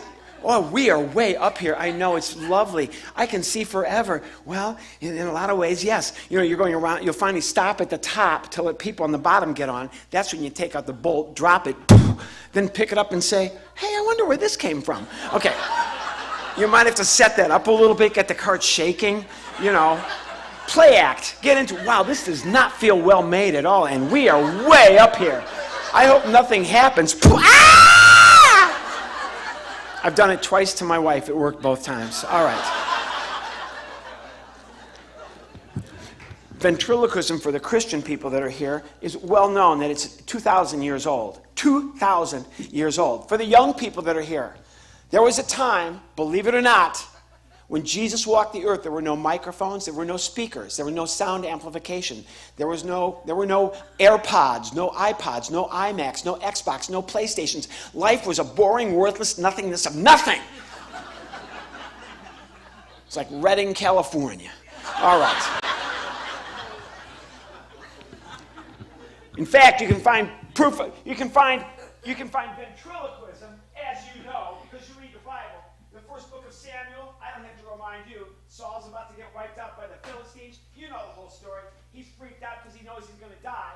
He goes to the witch of Endor. She's a medium. She's a ventriloquist. And she talks to Samuel. How can she talk to Samuel? He's in the depths of the grave. But the witch of Endor goes, Samuel, are you there? And from the depths you hear, yes. Okay? I'll make it even easier. 2,000 years ago, no sound amplification. A guy comes to a little town. We'll call it Mission Viejo. People are depressed.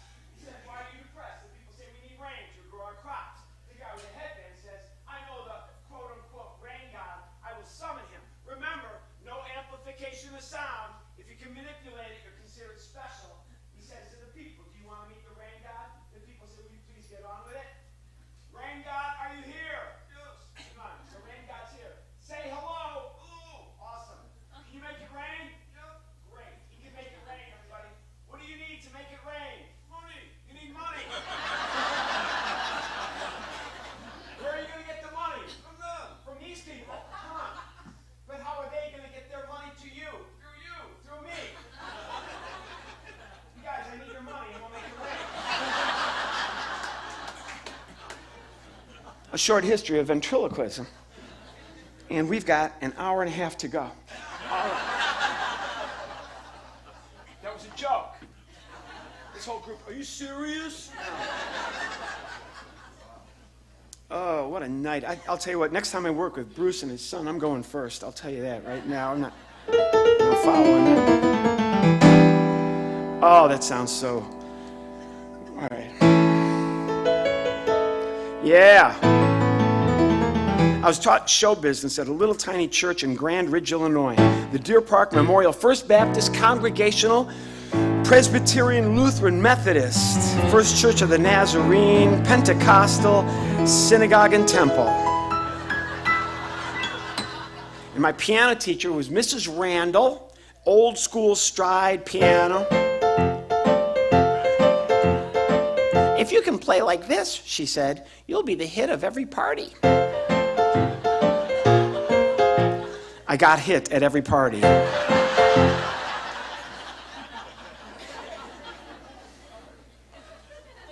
She used to play these hymns. And she used to play this old, for these Southern gospel people, you'll know this one. Well, my life was once filled with sorrow, so much sorrow and grief, until I let the Savior into my heart. I just couldn't get any relief. Okay.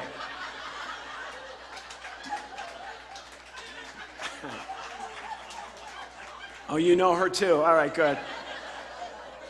She has good energy. She's got good energy. I grew up in the 70s, man. For you young people, you don't know what it was like to grow up in the 1970s. When I was a little boy, all they played on the radio was 70s music.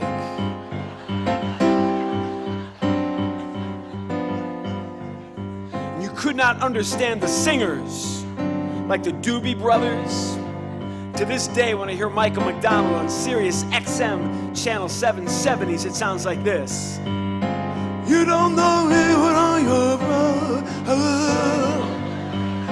I will be here in the wherever you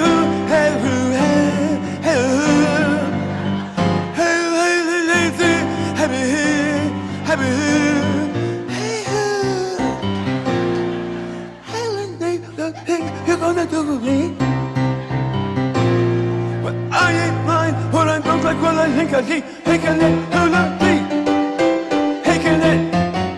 Hold on, let me love me. Hey, can it do not be?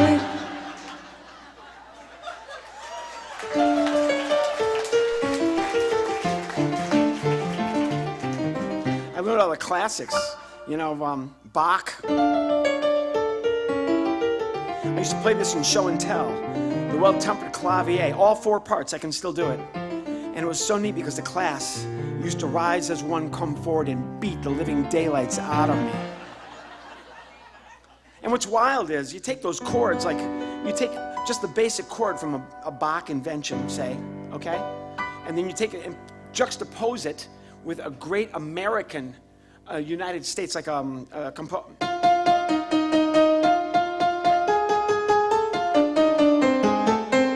know who wrote that? United Airlines. But if you take that chord from Gershwin and put it with that Bach, you take that Gershwin and you juxtapose it, rearrange it, and play staccato Bach, and then staccato Gershwin, then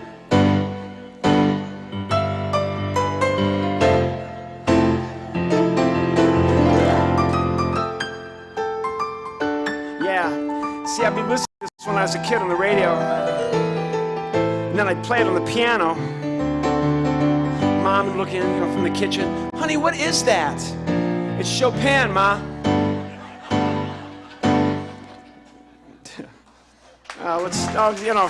You're very kind. Thank you. All right.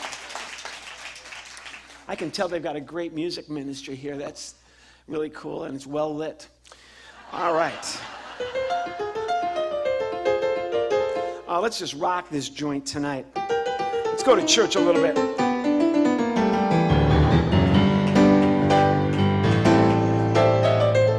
Lord, I want to thank you.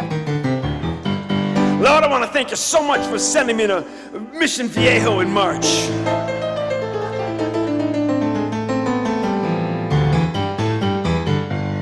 All right, come on now. Yeah, I knew you'd be there for me on the 2 and the 4. Come on. I'll teach you some words. We'll do it together. I say, yes, I am. You say, yes, I am. I said, yes, I am. You say it. I said, yes, I am. Hear me. I said, yes, I am. Okay, stop. That's enough. All right. And I'm not here to give you an artificial religious experience here this evening. No, I'm here to do the real thing. A little music, a lot of joy, a whole lot of love and laughter tonight. And I know, baby, I know they said there'd be a comedy show tonight. And you thought, all right, comedy. Maybe they'll have Jay Leno, maybe they'll have Jeff Dunham, maybe they'll have somebody really funny and good at the upper room tonight. And then I walked up here. And you're all saying, who in the world is this guy? Well, my name is Taylor Mason, and I'm someone you can afford.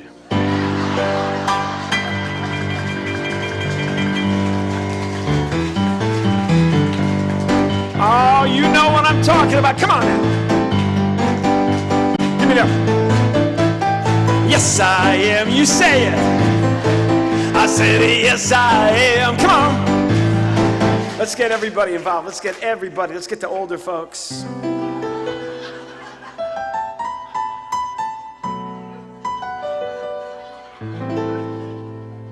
Hi, how are you?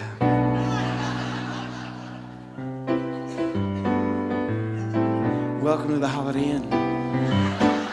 Go, lady, go.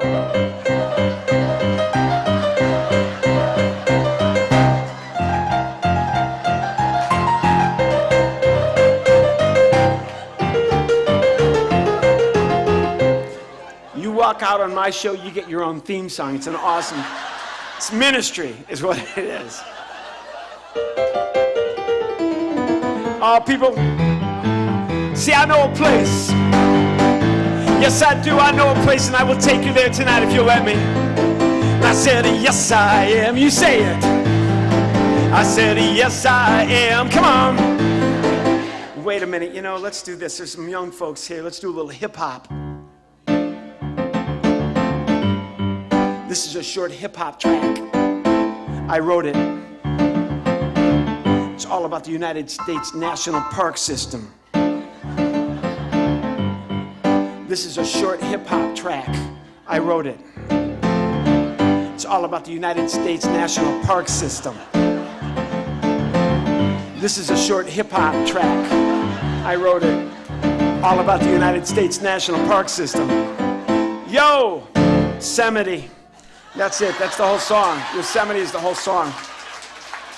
Yosemite.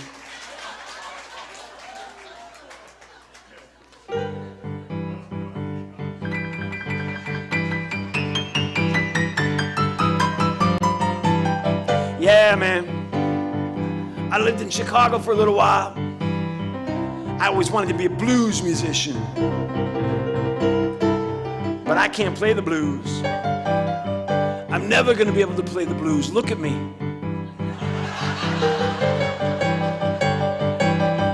Lord, I got you, I got Jesus, I got my family, I got freedom. How can I have the blues? I can't. So for you folks here tonight, this is the world's worst blues song. The world's worst blues song. Got a house in the suburbs, got a beautiful wife, I got a happy little family, I love my life, I got the blues.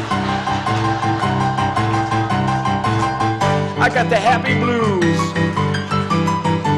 I got the life is a celebration, it's a jubilation, and I got Prozac, people, so I'm all right.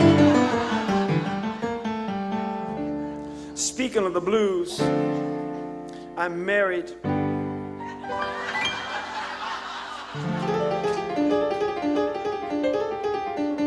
I've been married for almost a long time.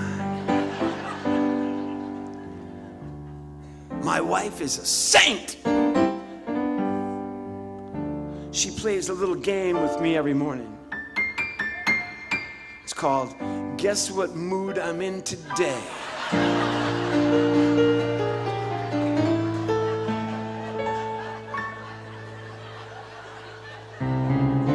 I have never won that game.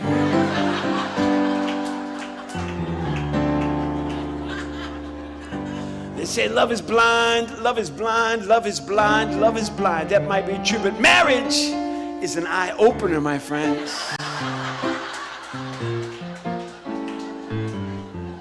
I'm walking out of the house, golf pants, golf shoes, golf hat, golf balls, golf clubs. She says, where do you think you're going? I know the answer. I've been married for almost a long time. I look her in the eye and I say, woman, I'm going to put this stuff in the garage.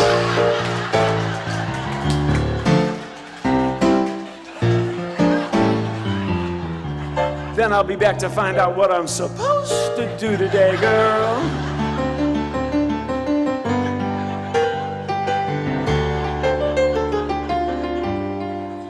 And I should not make fun. We've been married for almost a long time. We got 2 kids, 2 teenagers, 2 teenagers. Satan squared. They always come to me, hey Dad, Billy's father's a doctor, Tommy's dad's a lawyer, Abigail's father is a healthcare professional. What do you do? I say, son, I make fun of those guys.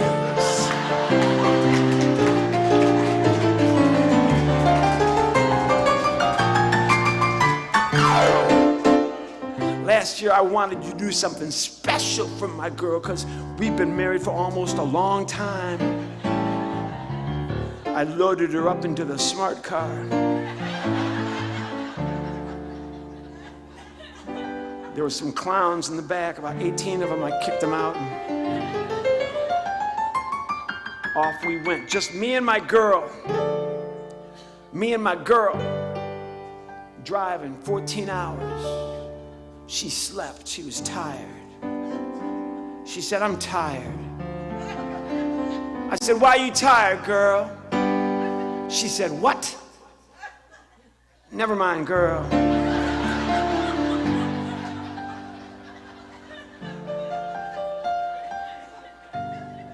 On the United States-Canada border, I had what the religious among you might refer to as an epiphany, as if the good Lord himself came down and said, Taylor Mason, it's time to wake your wife in the way a comedian might wake his wife. It was 3 o'clock in the morning. I pulled up in front of a tree.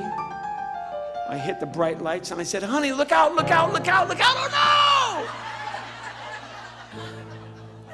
no! And we had an argument.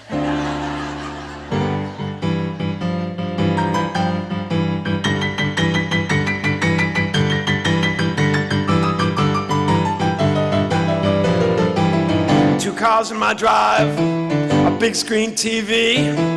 I can't believe all the good things that keep on happening to me. People, I got the blues. Yeah, I got the happy blues, y'all. I got the life's a celebration, a jubilation. I'm so glad I could be here in the upper room with you tonight. Blues.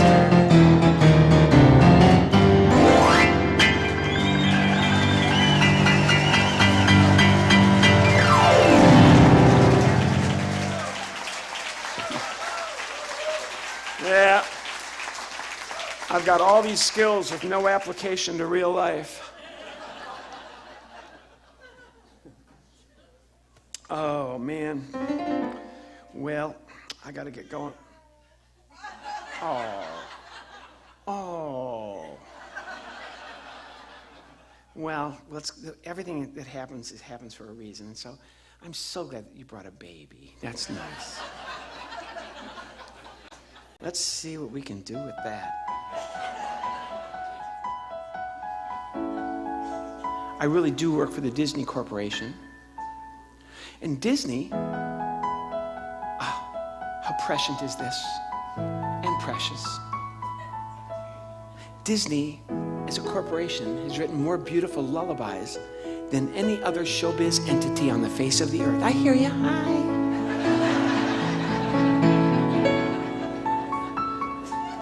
Where are the moms and dads? Moms and dads, make some noise. Let me hear from the moms and dads. There they are. Not an easy job. I'm so glad you brought your baby. Everything is appropriate in the church. And so here's a Disney lullaby that you've never heard. I call it the heavy metal lullaby. And it goes like this. Little one, day is done. We had fun. Oh, my little one. But day is done.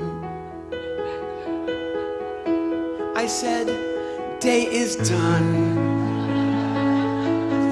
Did you not hear me?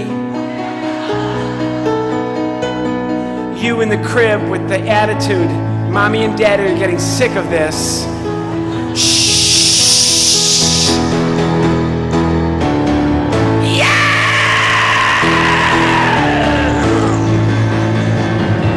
There's a monster under the bed. He knows your name and he's hungry. You want some screaming?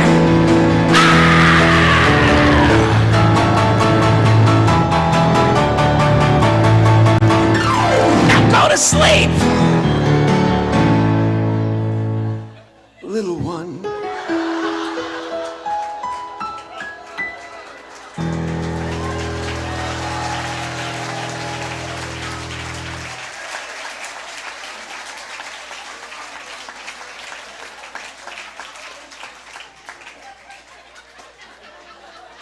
Thank you for the standing ovation, Home Depot lady. I got a mini standing ovation from Home Depot lady. Or maybe she was looking for a 3/4-inch wrench. Either way. I'm sorry? Oh, you wanted to see the baby? I can do the baby's face. You want to go see the baby? Oh, you want me to bring the baby up here? Oh, you are just so adorable. You are so nice. Look at you stealing my show. Look at you. That was a baby. Yes, that's a real baby.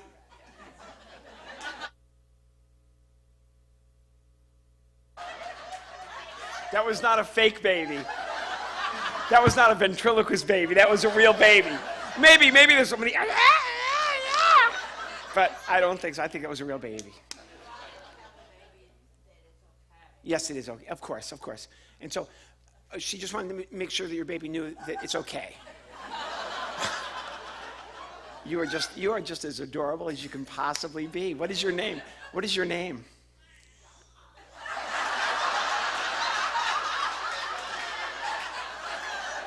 Thank you. The baby's trying to do a ventriloquist act with Home Depot lady. It's just the most amazing show.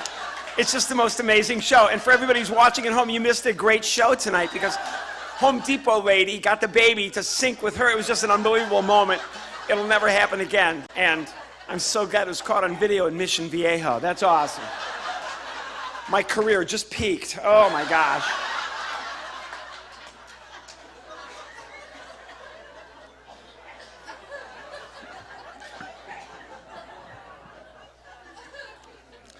Oh, you are just as good as you can be. God love you. And are you with your family? No, of course not. No way they're going to come with you to the show. No, sir. They know what's going to happen. Home Depot lady, we're staying at home. We're watching on the... Oh, that's great. Oh, my gosh. You made my night. You made my night. Are you good? I want to talk to her. Okay. She's my kind of girl. Yeah. Here's a couple of stories out of school. Romeo and I, many, many years ago, oh, this is a good story. Romeo and I were on a TV show. My neck is killing me. Okay. It's your hand. Okay. 1991. Oh, this is so good. 1991, Romeo and I were on a TV show called Star Search. This is a good story. We won $100,000. The money is gone. Don't ask. In those days, they did not have these great directional microphones that pick up. This is high tech. Yes, it is. This picks up everything. If you ever watch reruns of The Old Tonight Show, Johnny Carson and Ed McMahon, God rest their souls, you will see the shadow of a boom microphone just like this on a stand, but it's on the overhead. It's like on a boom mic, okay? Show them why. It's to pick up all the ambient sound, right, okay? And you'll see the shadow of this mic over the heads of Carson, the host, and McMahon, the co-host. And it'll go back and forth across their faces. This is so good. We fly out to rehearse for Star Search. It's a nightmare. It's a disaster. They can hear me perfectly whenever I talk. But Romeo, no matter how hard I try, no sound from my partner. Tell them why. The boom microphone operator was moving the microphone from me.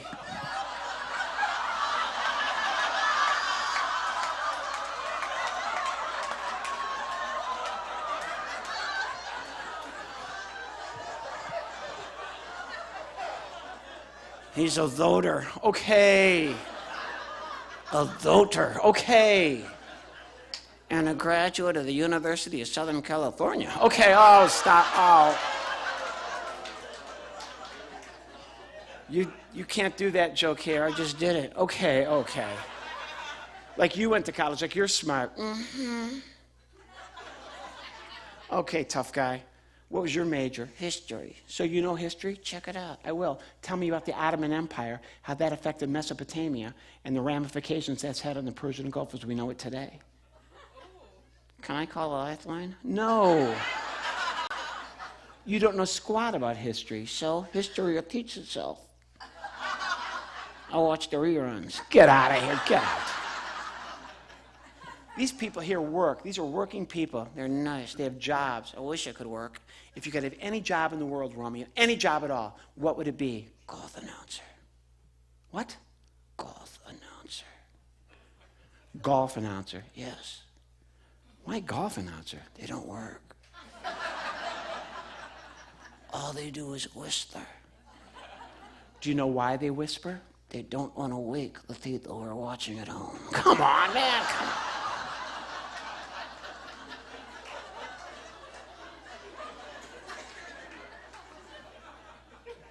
Have you ever had a job? I was a voodoo doll. A voodoo doll. There's no such thing. I was a voodoo doll. There's no such thing. Twist my leg. That doesn't hurt? Not me. Some guy in Oregon is going nuts right now. Okay.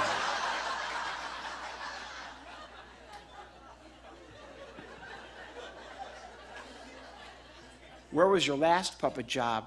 I was in Disney. Disneyland? I was in the It's a Small World After All show.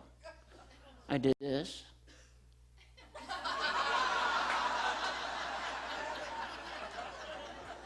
It's a small world after all. It's a small world after all. $6 billion a year, and they can't get the voice to sync with the mouth. Okay, okay. I'm gonna set you right here. You're fine. I brought as many puppets as I could fit in this bag, which is not easy for this, so this will be kind of interesting. This is one of the first ones I ever built. Come on out here. No. Get out here. No, senor. Come here. I know, it's adorable, isn't it? Yeah. My grandmother and I built this. This is more than 40 years old. Okay? This is my friend Paco. He's a pig, and he's my attorney. Now,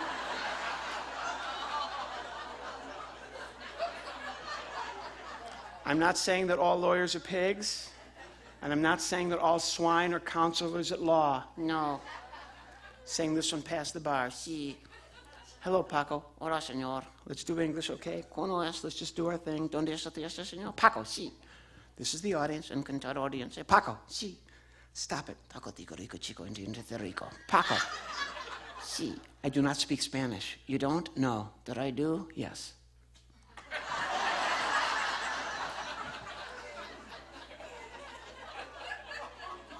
You don't think that's weird? No. Say hello, hola. No, come on, man. Hello, hola. Hello.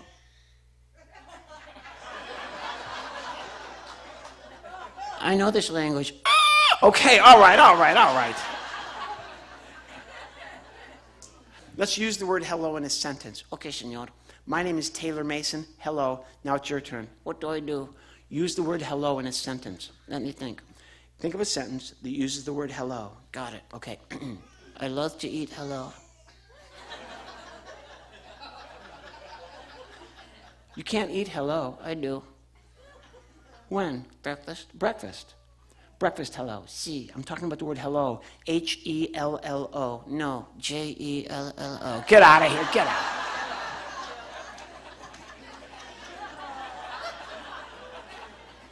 Can we just do the jokes? They're called a hoax. Will you stop this? Are you enjoying Southern California? No. Why not? Barbecue. Oh. I can smell my cousin Ramon. Okay, man, come on. There's so much more to California than just barbecue. Football. They love football. My father is a football. The Oakland Raiders keep dropping him and dropping him and dropping him and dropping him. Fine. They stink. I don't care. You're going to sit right here on the monitor, okay? Okay, senor. Will you be okay? I think so. How about right like that? Okay, senor. What are you going to do? I'm going to stare at this man.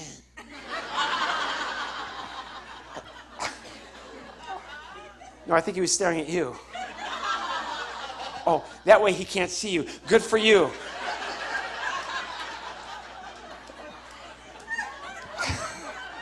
He covered his eyes. He said, yeah, I know, it's weird. It's weird. I know, it's uncomfortable. Dude, I know, I get it. Oh, you're going to take the picture of him staring at him? Oh, that's so nice. Yeah, okay, very good. This crowd doesn't need a comedian. That's my problem. Paco, stay there. Everybody here is so nice. Let's see. I close my show. We're about 45 minutes away. I close my show up with, let's see if I can find exactly who I'm looking for. That would be very nice to help me out here. Right here. Come on up. Oh, gosh, I know. She said, oh, gosh, not the other way. Come on up here. Give her a big round of applause. Come on up here. You're going to have a lot of fun. Stand right over here. Stand right there. This will be a lot of fun. No, there's no pressure at all. You're going to have a great time, okay? What is your name? Kelly. Kelly? Everybody say hi, Kelly. Hi, Kelly. And where are you from, Kelly? I'm currently in Aliso Viejo. In Aliso Viejo now? Okay. Yeah. But where were you before? Oh, a plethora of places. Okay, we don't need to know. Okay. This is going to be a big night for you. All right, you're going to operate Romeo. Oh, no. Oh, yes. So take that hand and, ow, okay, ow, it's okay. Shove your hand, ah, okay, ah, okay, all right. Ah, oh, good, good. Get your emotions out through the puppet. Good, that's it, good, Kelly. Wait, hold on, where's this? Oh, he's attached. Yes, he's attached. You thought he wasn't attached? You thought there was some kind of... I was going to use his right arm. Never mind. You've done this before. All right. This arm's going to go around here like this. Okay? Perfect. Okay, when his mouth is open, keep it closed. To make him say the word hello, that's a two-syllable word. So open and close his mouth really big 2 times. Hello. Hello. Good. Hello, Romeo. Hello. Okay, good. All right. Hello. Okay. No, you're doing great. You're doing great. They're going to laugh a lot. No, I messed up. It was my fault. You're doing great. All right. I have something to say. Okay. She has...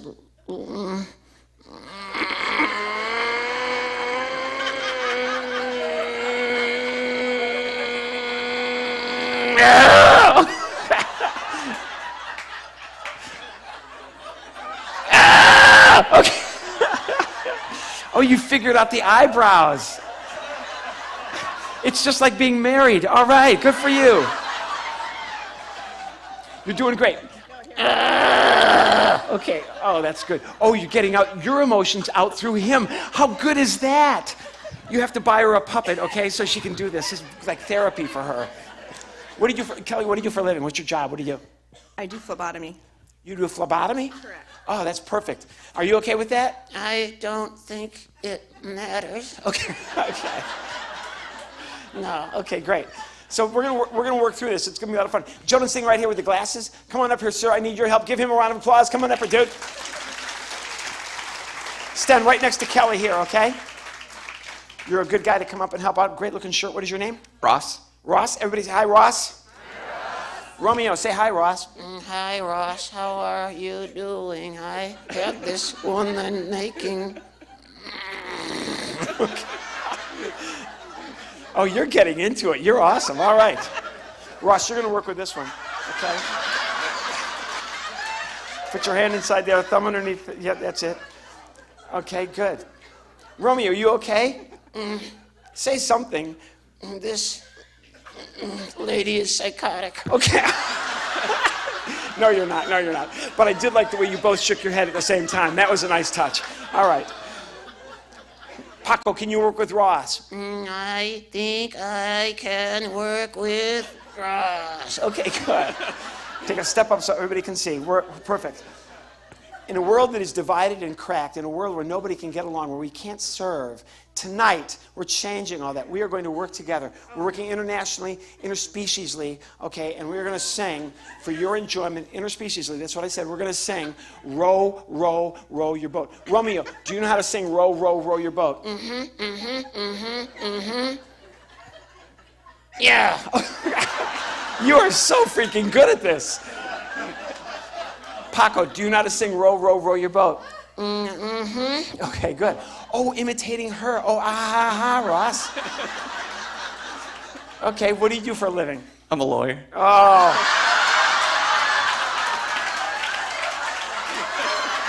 Get it? Get it? Home Depot lady. Yes, it's your night. Get it? You can't write that. You can't write those jokes. They just happen. All right, we're going to sing Row, Row, Row Your Boat. You start. Row, row, row your boat. Gently down the stream. Merrily, merrily, she's psycho. Okay, okay. Big finish. Life is but a dream. Okay, good job. Give them a round of applause. This is Ross. Give Kelly a big round of applause. You are awesome. Thank you very much. That was funny. Oh, you are great. Listen, watch your step. Watch your step going down. Okay, they don't have any insurance. All right. And there's a lawyer present. Hi, everybody at home. Don't turn that off. Turn that back on so we can close this out the right way. Seriously, let me close it. Hi, everybody at home. No, tell me when you're on. Okay. Hi, Taylor, what? This is uncomfortable. I'm sorry. Hi, everybody at home. They're going to tell you that we're here at the upper room. Kelly just came up here and rocked the joint. She was just a lot of fun. That's what they're going to tell you. Here's the truth. We're in their basement. They never went anywhere. It's all Photoshop. Okay, it's a Photoshop thing. So don't even believe whatever they say. All right.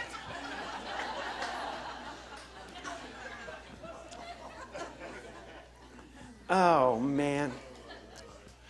Well, you've been just a wonderful group to work for tonight. Let's see. Oh, I brought this. This is another pig. Yeah. He's okay. He's not real.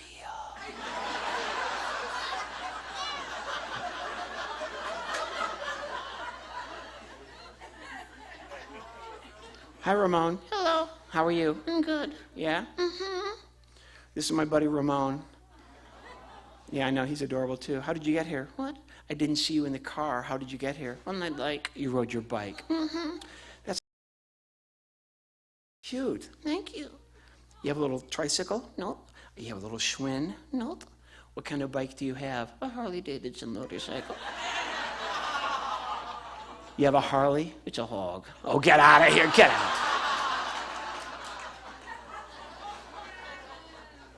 Back in the bag. You guys back in the bag. No, senor. Yes, no. Hey.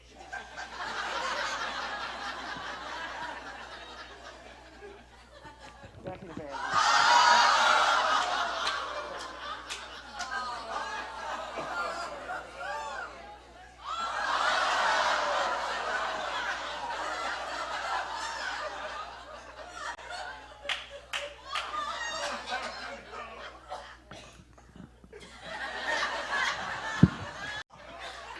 I'm footloose. Okay. I wonder what happened to the voodoo guy Yeah. in Oregon. We're going to need a healthcare consultant.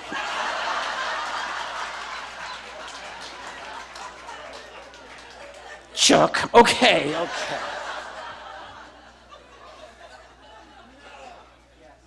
No. Back in the bag. No, come on, man. Back. Kelly, Shush.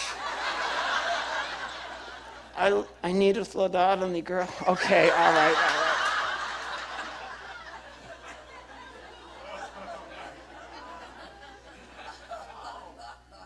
Are you okay? You're mean. Back in the bag. I hate you. Okay. Here comes your foot. No. Yes. Ow. Sorry. Sorry. This is always wild. This fits in the overhead bin on planes. And international travel for me is always a trip. So now I do it on purpose because Romeo's in there, Us too. and the pigs too. And this will fit in the overhead bin. You come back into JFK Airport, say from London or Rome or something, bag goes into the x-ray machine at customs. I know, it's awesome. This has happened so in my world, TSA, Transportation Security Administration, no. In my world, it's Taylor searched aggressively, TSA. The bag goes into the x-ray machine at customs and stops, for a long time. They can see something in there that does not look right. The head guy comes out, it's New York, excuse me, whose bag is this? I'm always ready for this. It's my bag, sir. I need to look inside. I'm always gregarious. The bag is, sir, before I open this bag, is there anything in there I should know about? I can't think of anything. Why don't you open the bag and see what happens? So when he opens up, I do this. Hey, how you doing?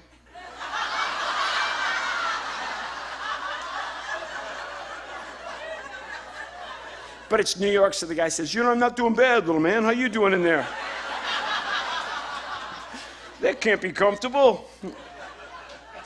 Oh, sorry, guys. Oh, man, what a night, huh? What a night.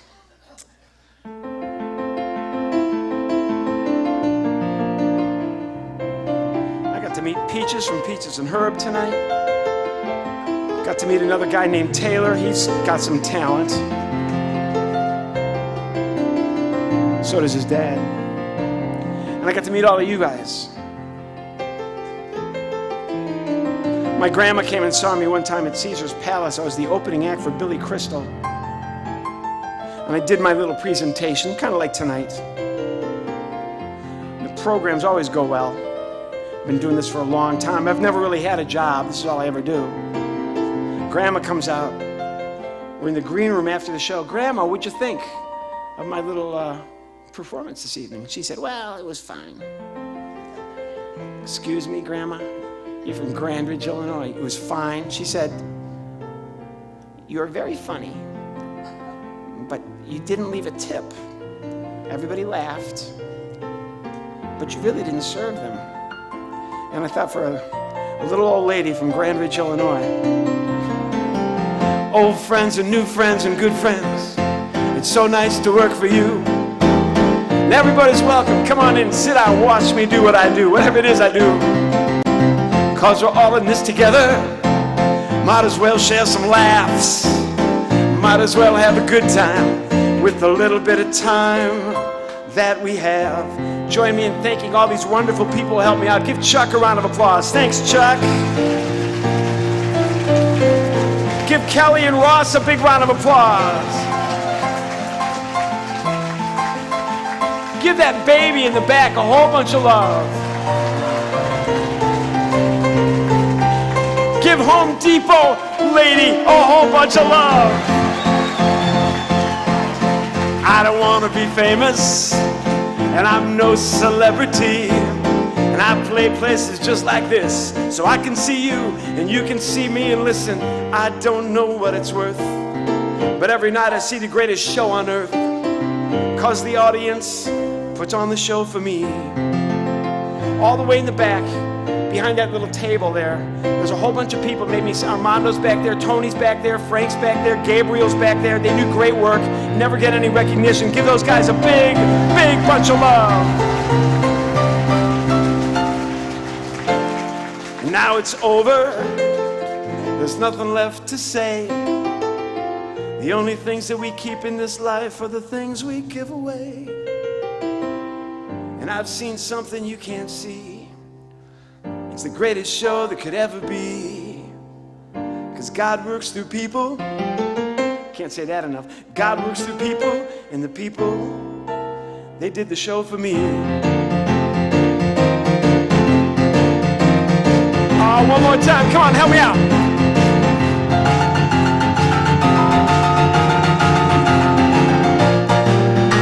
Give Ron a big round of applause. Thank you, Ron.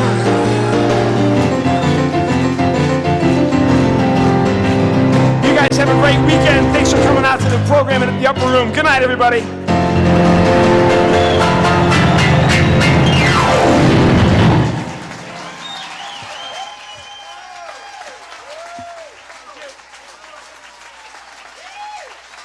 Thank you. God bless. Mr. Strand, Preacher Strand. Good job, buddy. Taylor Mason, everybody.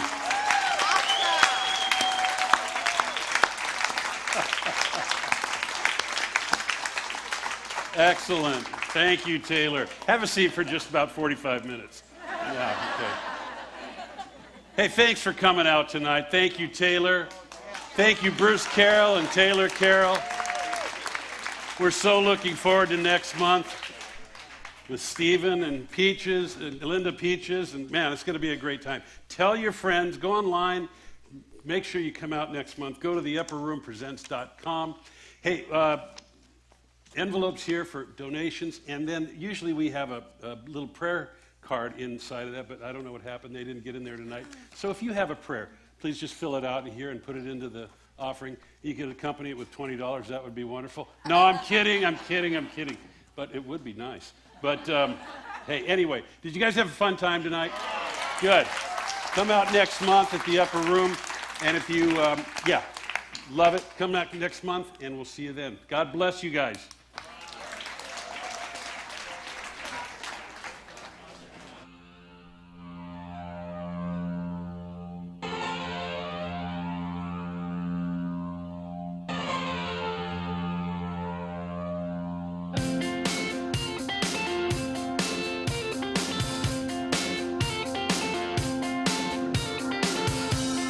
Caught in a trap.